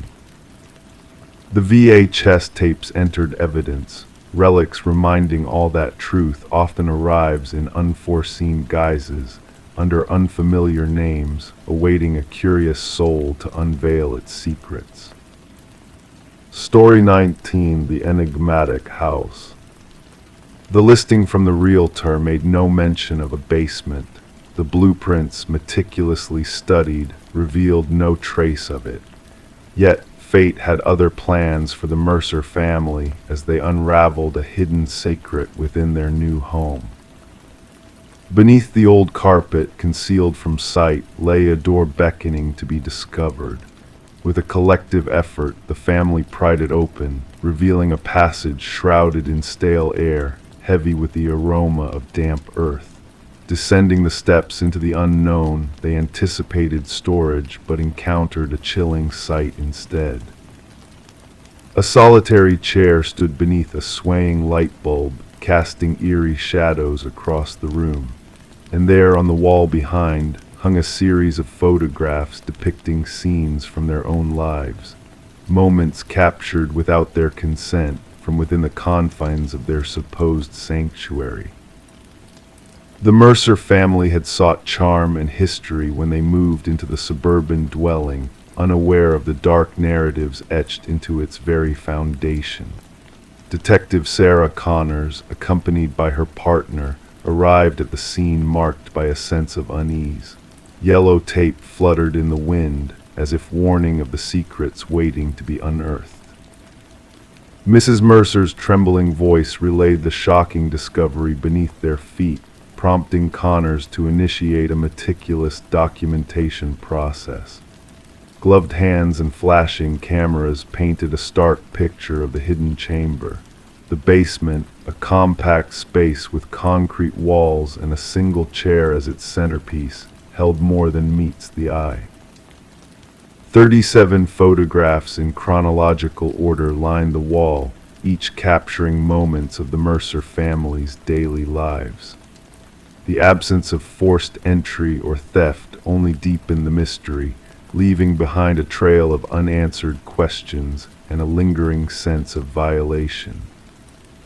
As the investigation delved into the house's murky past, a pattern of deceit and concealment emerged. Previous owners, each departing under peculiar circumstances, seemed to share a common thread of ignorance regarding the hidden basement. The truth remained elusive, buried beneath layers of deception. A pivotal breakthrough came with the revelation of a contractor's testimony denying the existence of the basement during his renovations. The enigma deepened as digital evidence unveiled a sophisticated surveillance system meticulously monitoring the inhabitants of the house. Audio recordings, clandestinely obtained, painted a portrait of intrusion and obsession. Connors, driven by a sense of urgency, ordered a thorough search of every nook and cranny, unearthing a labyrinth of hidden passages and monitoring equipment. Amidst the maze of surveillance, a journal belonging to Edward Kelvin, the house's elusive builder, surfaced. His meticulous observations and cryptic writings hinted at a sinister presence lurking within the walls, undetected for years. The manhunt for Kelvin culminated in a chilling discovery, a gaunt figure hidden within the house's infrastructure, detached from reality, yet consumed by his delusions of ownership. His distorted perception painted the families as unwitting performers in his twisted narrative. As the legal proceedings unfolded, Kelvin's facade of detachment crumbled, revealing a disturbed individual fixated on his self-appointed role as guardian of the house. The Mercer family, like those before them, chose to sever ties with the tainted dwelling, leaving behind a legacy of intrusion and betrayal. The house, once a haven turned prison of surveillance, met its demise, its secrets buried along with its foundation. Yet, for those whose lives had intertwined with its dark history, the scars of violation lingered, a reminder of the invisible eyes that had watched, unseen and uninvited. In moments of quiet reflection, the families found themselves questioning the boundaries of privacy within their new abodes, haunted by the echoes of a presence that had long since vanished. The enigmatic house, now reduced to rubble, whispered tales of a past best left undisturbed, its legacy etched into the memories of those who had unwittingly played their roles in its macabre drama. Story 20, the motel stood there, a relic of forgotten times, a place where transient souls sought shelter for a fleeting night. The receptionist, with a peculiar gleam in his eyes, handed her the key, his words a cryptic warning. "Just avoid the last door on the left," he whispered. Intrigued, she felt the tug of curiosity pulling her towards that ominous threshold. That night, under the dim glow of flickering lights, she found herself outside that very door. The handle chilled her skin, sending shivers down her spine. To the naked eye, it appeared like any other door in the corridor until she pressed her ear against it. A faint breath, a whisper from the other side, sent a shiver through her being. Detective Morgan Reed, weary-eyed and determined, crossed the threshold marked by the yellow tape, a barrier between the ordinary world and the scene of unspeakable horror. The metallic tang of blood lingered in the air, a grim reminder of the violence that had stained the room. Amidst the pristine bathroom and the untouched bed, a young woman's lifeless form lay sprawled on the floor, her golden locks splayed around her like a tragic halo. Her vacant eyes stared into oblivion, frozen in a silent scream of disbelief or dread. Reed knelt beside the victim, a silent witness to the brutality that had shattered the tranquility of the room. The forensic technician, detached and clinical, documented the scene with practiced precision. "Third one this year," he remarked, his voice devoid of emotion. Reed nodded, absorbing the details that painted a grim picture of a killer with a sinister signature, preying on unsuspecting women in the most unlikely of places. As the investigation unfolded, Reed pieced together fragments of a chilling puzzle. Elegant attire, a designer handbag untouched, a life extinguished in a forgotten motel room, no signs of robbery, only a lingering sense of something deeply personal driving the perpetrator. The threads of the case led back to the motel, where shadows whispered of secrets long hidden within its peeling walls. Days turned into nights as Reed delved deeper into the mystery shrouding the victims. Surveillance footage yielded no answers, alibis crumbled under scrutiny, and suspicions lingered like ghosts in the shadows. It was a chance conversation with the victim's sister that unveiled a hidden truth, a man known only as C, a dangerous liaison concealed in the shadows of a seemingly ordinary life. The trail of evidence led Reed to Charles Emerson, a man of stature and influence, his polished faade concealing a dark obsession. With each revelation, the pieces of the puzzle fell into place: hidden cameras, clandestine meetings, a trail of deception leading to the motel's dreaded last door on the left. Emerson's mask slipped, revealing a man consumed by fear of exposure, willing to do the unthinkable to protect his carefully constructed life. In the hushed confines of the interrogation room, truths were laid bare, confessions whispered like curses into the void. Emerson's calculated facade crumbled under the weight of irrefutable evidence, sealing his fate as justice loomed on the horizon. The courtroom bore witness to the unraveling of a meticulously crafted facade, the echoes of a life shattered by deceit and depravity. As the gavel fell and Emerson's sentence was pronounced, Reed's gaze met his a fleeting moment of recognition, a glimpse into the void that lay behind his cold mask. The media dubbed it the door on the left case, a tale of darkness lurking in the most unexpected of places. Yet for Reed, the echoes of that fateful night lingered, a reminder that even in the quietest corners, monsters may lie in wait. And so the keys to those haunted rooms remain locked away, silent witnesses to the horrors that unfolded behind closed doors. In the stillness of the evidence locker, they stand as a testament to the fragile boundaries between safety and peril, between the known and the unknowable. For Reed, the case may have ended, but the shadows of that motel corridor still whisper of secrets best left undisturbed. Story 21. Renovations always reveal hidden treasures: old newspapers, forgotten trinkets, faded photographs. But for Sarah and Michael, uncovering a neatly folded letter beneath the floorboards of their Victorian-era home was more than just a discovery. The paper, fragile and aged, bore a haunting message: "Don't trust the one who knocked." Before they could grasp the gravity of those words, the eerie sound of 3 sharp knocks pierced the silence of the empty house, sending shivers down their spines. Drawn to the ornate moldings and rich history of the estate auction purchase, the couple never anticipated the darkness that lay hidden within their renovation project. Detective Alina Reed, with her seasoned partner, arrived on the scene to investigate.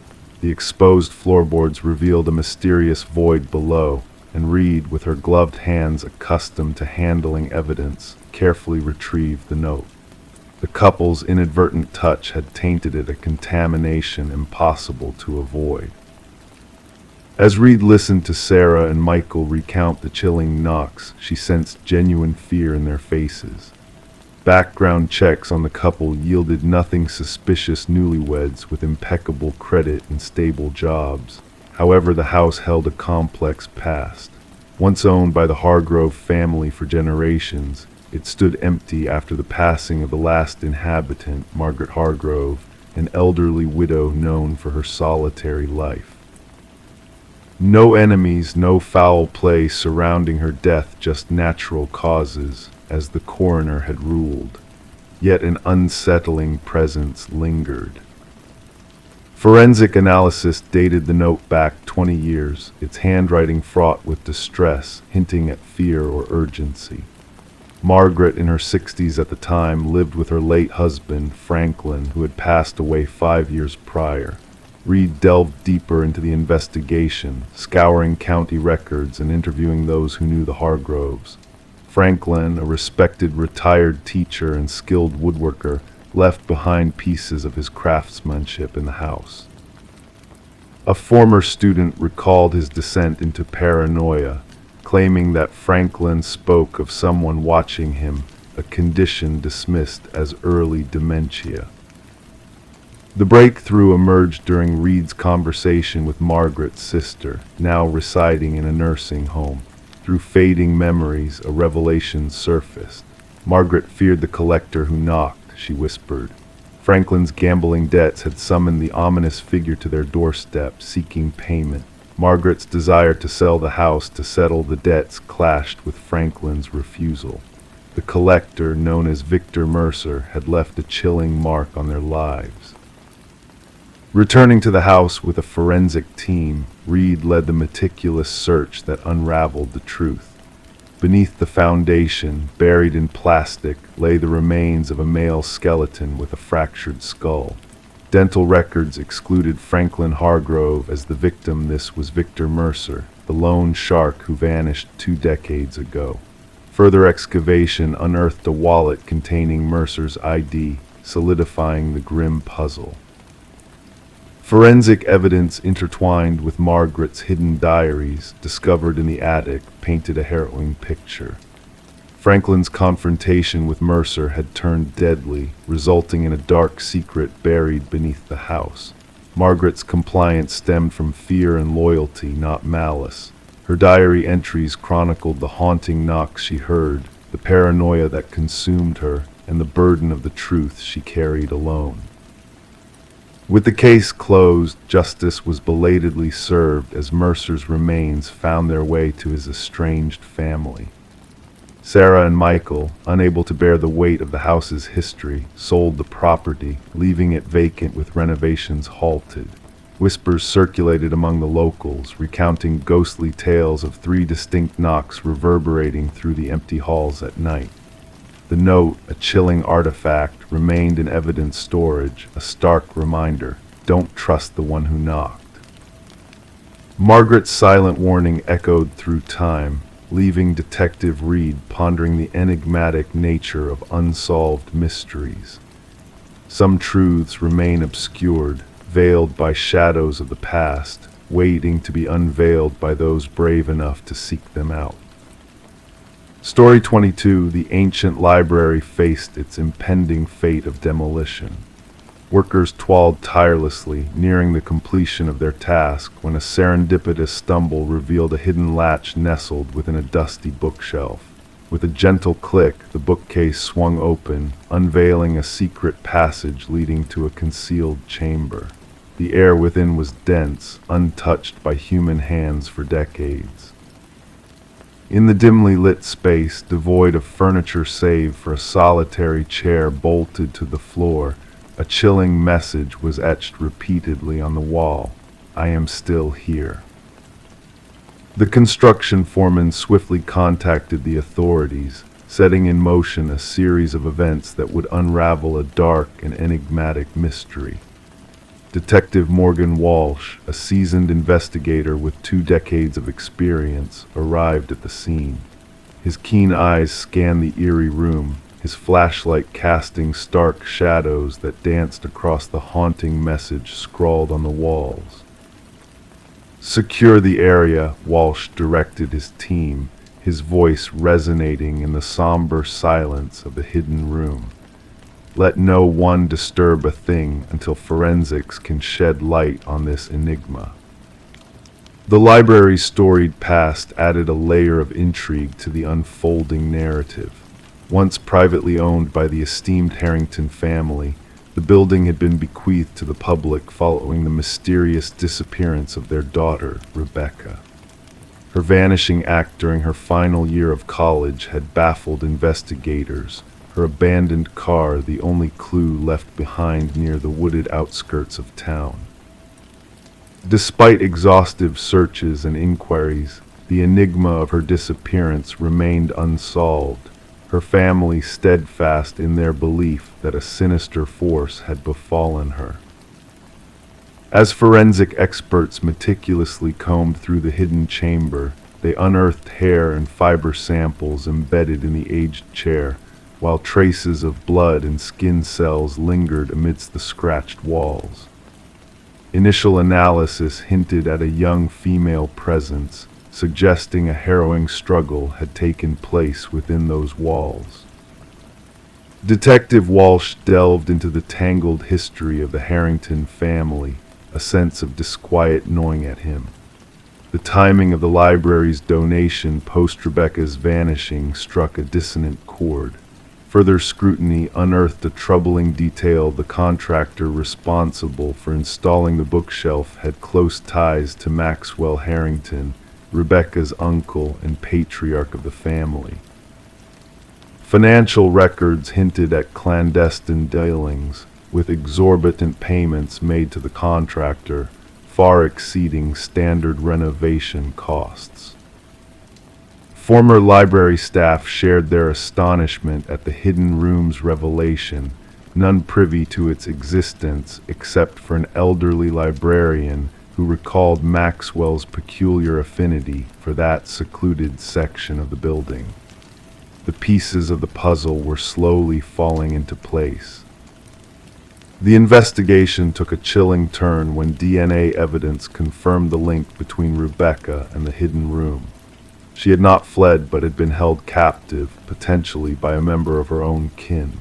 With a warrant in hand, detectives descended upon the Harrington estate, unearthing a damning journal in Maxwell's study. Its entries painted a disturbing picture of obsession and captivity, culminating in a bone-chilling declaration of silencing Rebecca for the family's sake.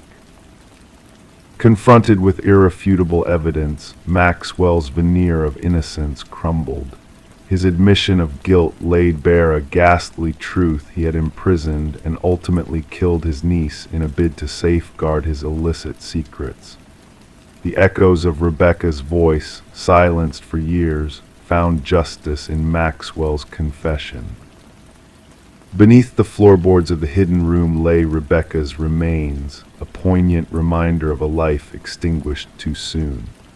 The Harrington family confronted the grim reality, finding solace in the closure brought by Maxwell's reckoning. The library, once slated for destruction, now stood as a monument to a life cut short and a truth long concealed. In a poignant twist of fate, Rebecca's haunting message, etched into the walls with desperation, ensured her legacy endured a testament to the enduring power of truth and the inexorable march of justice, no matter how long it lay hidden in the shadows. Story 23. She glided in through the front door, a gentle breeze stirring the dust in the hushed air. The house sat frozen in time, its peeling walls and draped furniture telling silent stories of neglect. Each step she took felt like a dance with the past, a mysterious waltz through forgotten memories. Yet amidst the stillness, there was a subtle unease that lingered in the air, a whisper of secrets waiting to be uncovered. The doors beckoned, each one a portal to the unknown, but no matter which handle she grasped, no matter which path she chose, she always found herself back in the parlor. A never-ending loop, a maze without escape. The only way out was the way she came, retracing her steps through the veils of time. Yet when she turned back, the front door had vanished, leaving her stranded in a realm of shadows and echoes. The discovery of Morgan Pierce's body cast a dark shadow over the abandoned Victorian, transforming it from a mere relic to a haunting crime scene.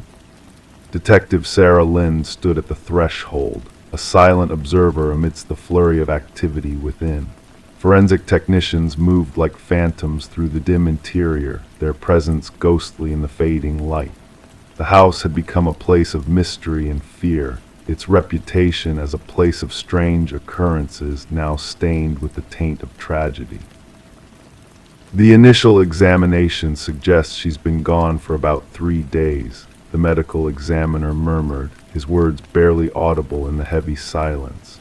Cause of death appears to be asphyxiation.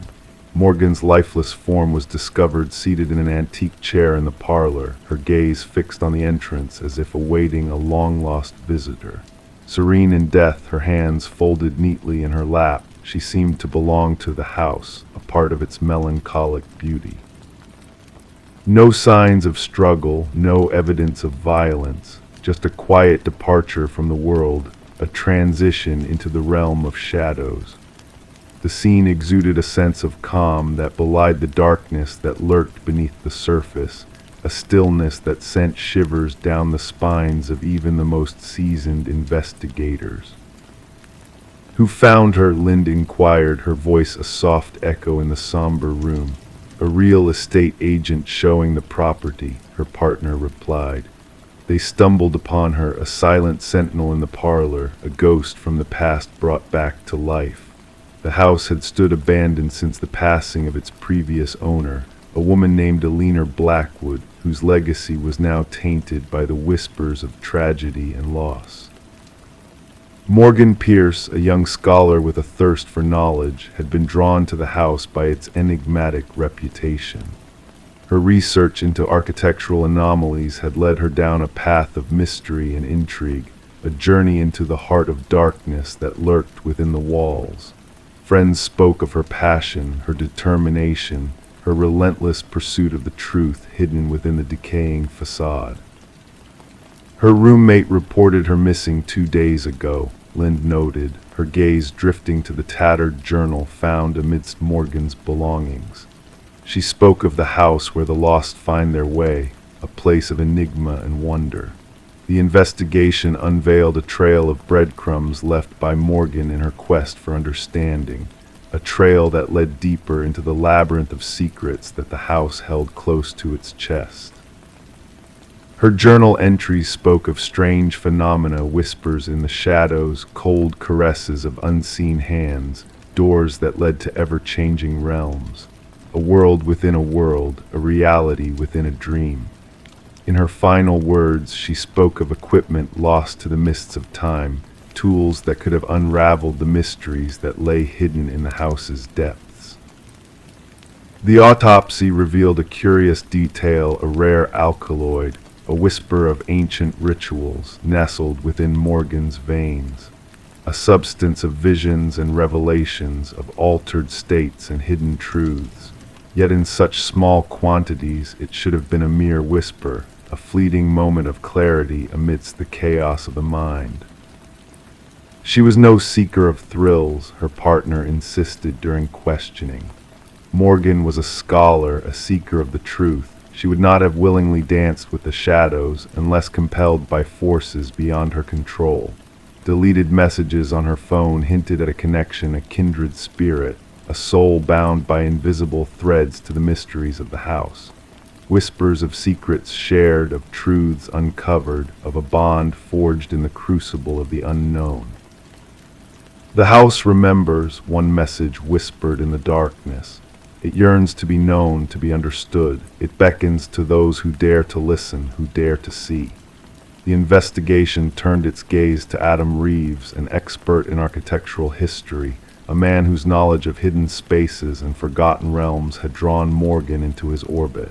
Their collaboration had sparked a flame that now flickered in the darkness, a light extinguished too soon.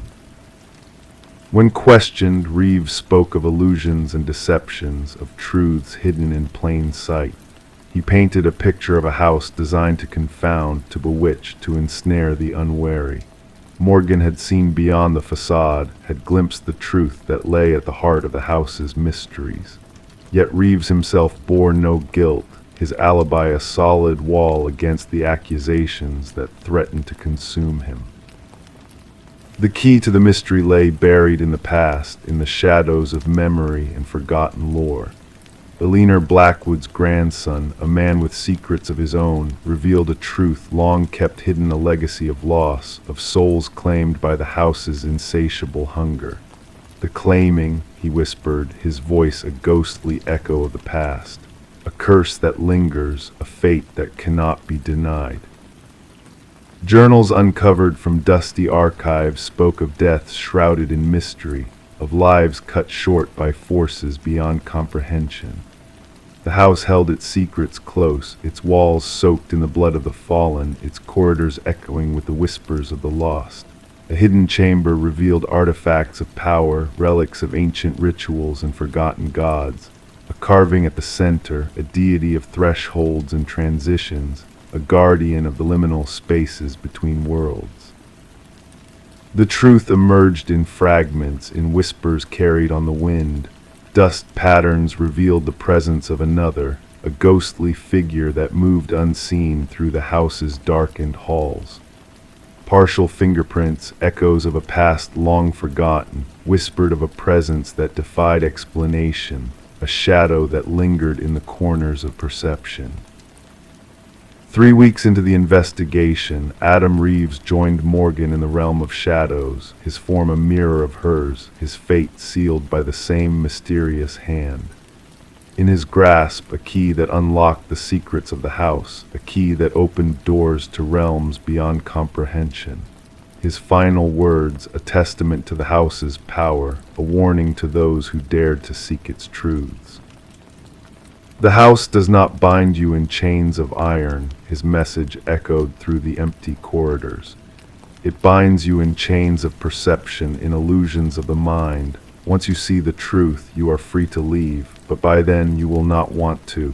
The case remained open, a puzzle with pieces scattered in the shadows, a mystery that defied explanation. The Victorian stood silent and empty, its doors closed to the curious and the brave. Yet whispers persisted of lights flickering in the darkness, of shadows dancing in the moonlight. Visitors spoke of a presence that lingered in the air, of a feeling of being watched by unseen eyes. Some claimed the house devoured those who delved too deeply into its secrets, while others believed it held the key to a truth beyond mortal understanding. The truth remained elusive, a specter that danced just out of reach. In the house where all doors led back to the beginning, where time stood still and shadows danced, the mystery endured, a riddle waiting to be solved, a story waiting to be told. And as the night drew its velvet curtain over the world, the house whispered its secrets to the stars, a lullaby of mystery and magic, of darkness and light. And in the realm of dreams, where reality and illusion blend into one, the house waited, its secrets hidden in the shadows, its mysteries waiting to be uncovered. Story 24. In the dim light of her mother's attic, Sarah Winters uncovered a forgotten box labeled Memories. Inside rested a collection of faded Polaroid photos, snapshots of joyful family gatherings from her childhood. Among the familiar faces and flickering candles, there lurked a chilling presence, unnoticed until now.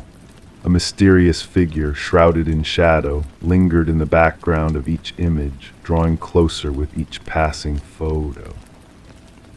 As Sarah delved deeper into the unsettling discovery, she reached out to her father, seeking answers to the enigmatic stranger haunting their family memories. But his bewildered response only deepened the mystery, stirring a sense of unease in Sarah's heart. Determined to unravel the enigma, she turned to Detective Marcus Reed, a weathered investigator with a keen eye for detail.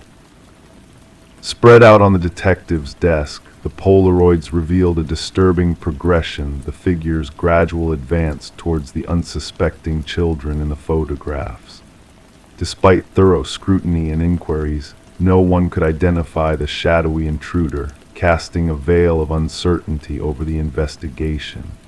As rain tapped against the windows, the case took on an eerie aura, shrouded in secrecy and intrigue. With each enhanced image and painstaking analysis, the truth began to emerge.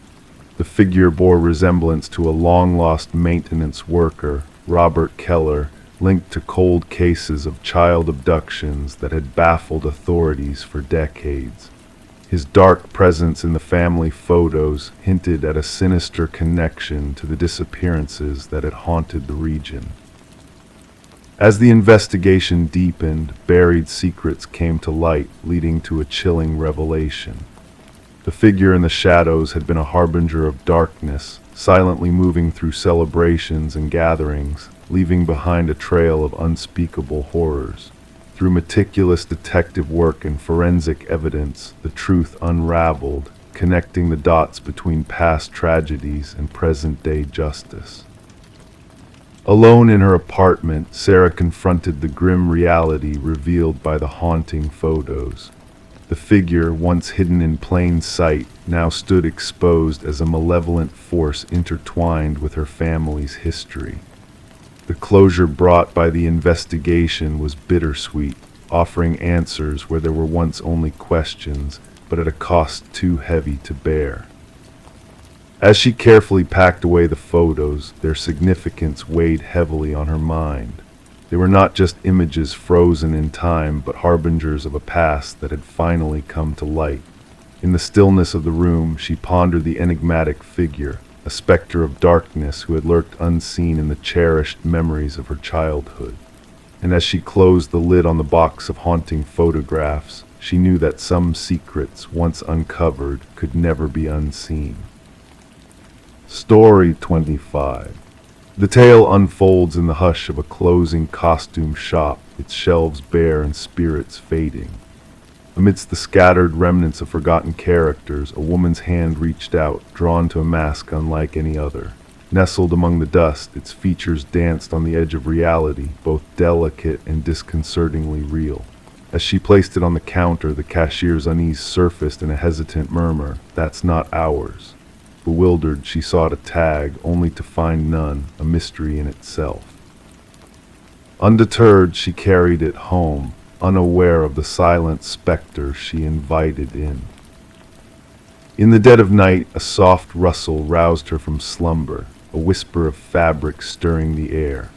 Her eyes flickered open to find the mask absent from its resting place on the dresser, now perched ominously on her nightstand, its gaze fixed upon her. This woman, known as Catherine Reed, met a fate veiled in shadows, her neighbor stumbling upon a chilling tableau the next morning. The door ajar, light spilled into the dimness, revealing a world forever altered. Detective Morgan stepped into the somber chamber, where forensics weaved their tapestry of evidence under the rhythmic click of shutters. Voices murmured in reverence, each detail a clue in the enigma of Catherine's untimely end. No forced entry, no struggle etched in the room, save for the mute witness on the floor. The medical examiner, a harbinger of grim truths, pondered the enigma of her demise, a puzzle lacking a clear answer. Terror etched upon her features, frozen in eternal witness to the unknown. Catherine's life, a canvas of quiet diligence as an art appraiser, now shrouded in the cloak of mystery. Her colleagues painted a portrait of a woman devoted to authenticity, a seeker of truths hidden in plain sight.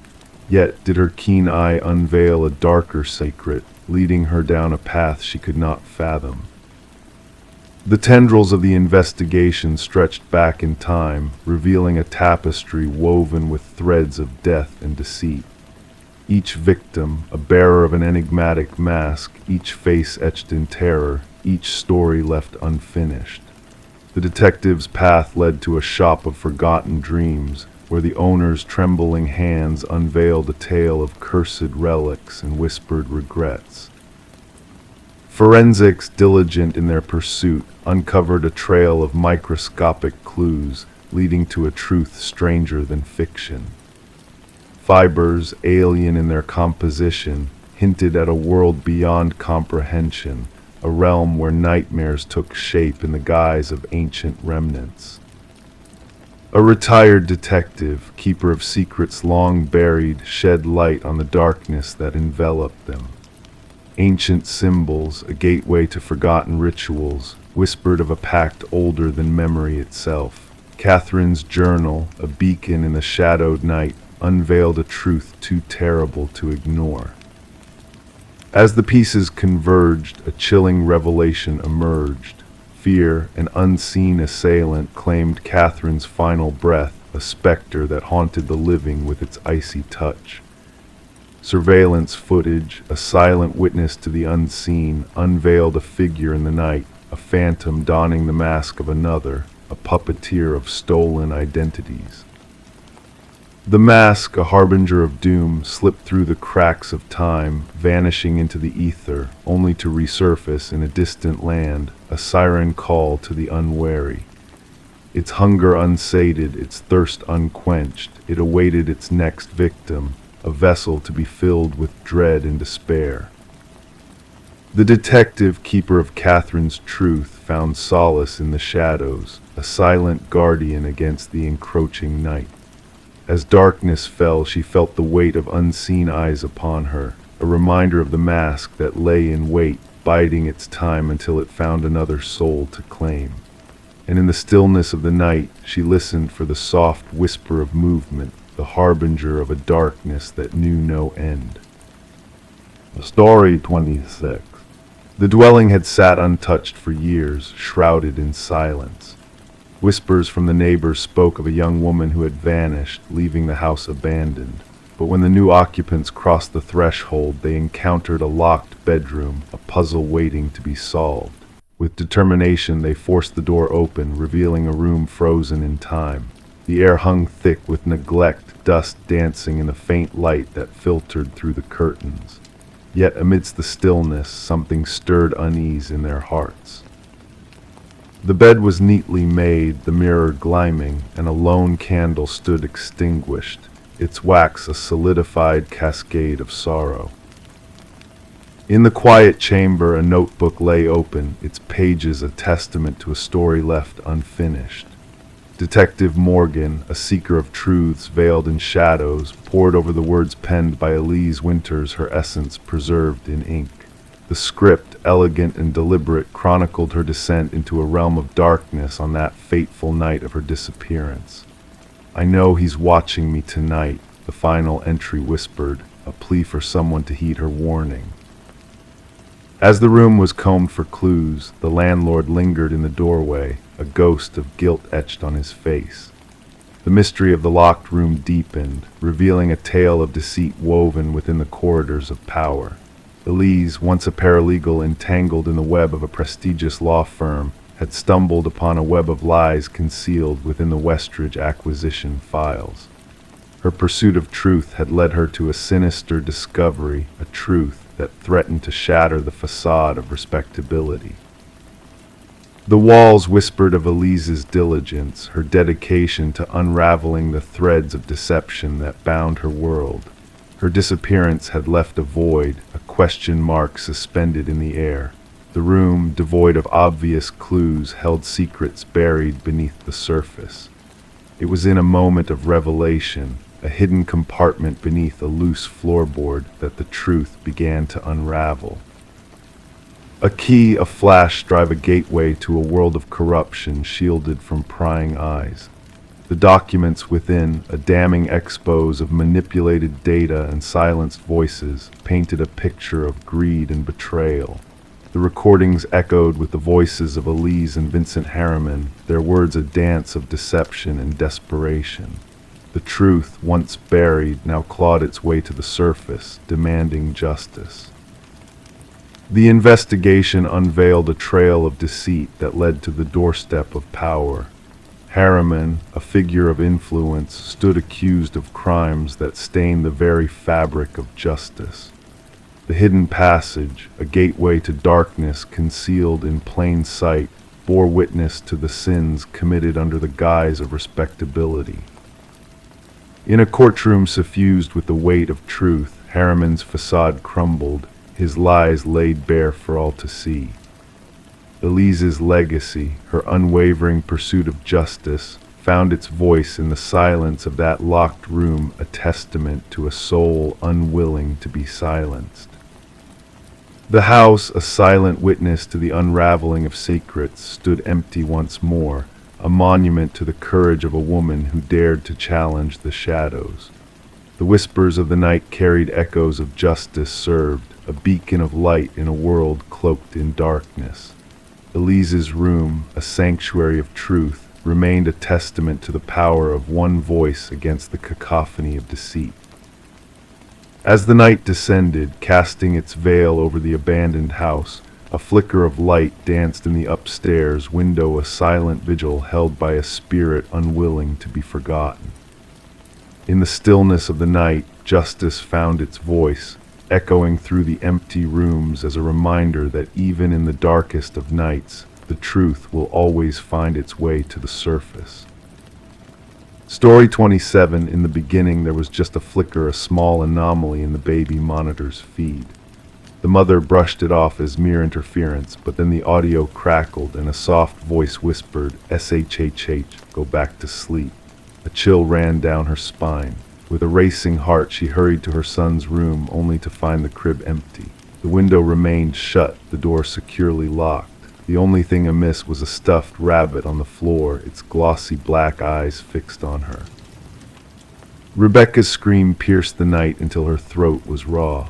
The neighbors, startled by her cries, dialed emergency services. When the authorities arrived, they discovered Rebecca clinging to the stuffed rabbit, swaying on the nursery floor. Samuel, her 4-month-old baby, had vanished without a trace. The initial investigation yielded little. No signs of forced entry, the security system intact. The baby monitor footage showed nothing out of the ordinary until that eerie voice and static. How could someone enter a locked home, snatch a child, and leave without a trace save for a displaced toy? Suspicion turned to Rebecca. Her husband, Daniel, had been away on business, their marriage strained since Samuel's arrival. Medical records hinted at postpartum struggles. Investigators noted Rebecca's unnervingly calm demeanor, considering the circumstances. Rays of hope emerged when forensic experts discovered rare fibers on the nursery windowsill, unknown to the household. These fibers hinted at a skilled intruder accessing the nursery from outside. Security footage from neighbors revealed a shadowy figure lurking in the night. A unique boot print in the garden soil pointed to a seasoned climber. Rebecca's innocence seemed likely. Daniel returned bewildered from his trip. His hands bore unusual calluses, a result of newfound rock climbing. Financial records revealed a troubling narrative life insurance on Samuel mysterious calls, a hidden second family. As the investigation deepened, the baby monitor took center stage. Hacked, manipulated, the whispered voice was a remote broadcast to Rebecca's receiver. The digital trail led to a basement where Samuel was found in the care of Elaine, a haunting figure with vacant eyes. Elaine, Daniel's first wife, harbored a tragic past and a vendetta against the life he had built with Rebecca. Digital evidence unraveled their scheme. Daniel's climbing gear matched the crime scene. Encrypted messages exposed their plan. In court, the chilling baby monitor audio implicated Daniel with his cough confirming his presence during the abduction. The jury's swift decision sealed Daniel and Elaine's fate. Rebecca and Samuel sought solace in a new life, away from the shadows of the past. The case reshaped abduction investigations, prompting a national review of baby monitor security. Samuel grew unaware of his harrowing night, while Rebecca safeguarded the stuffed rabbit. A silent witness to the truth, the monitor revealed in the darkness a truth beyond imagination.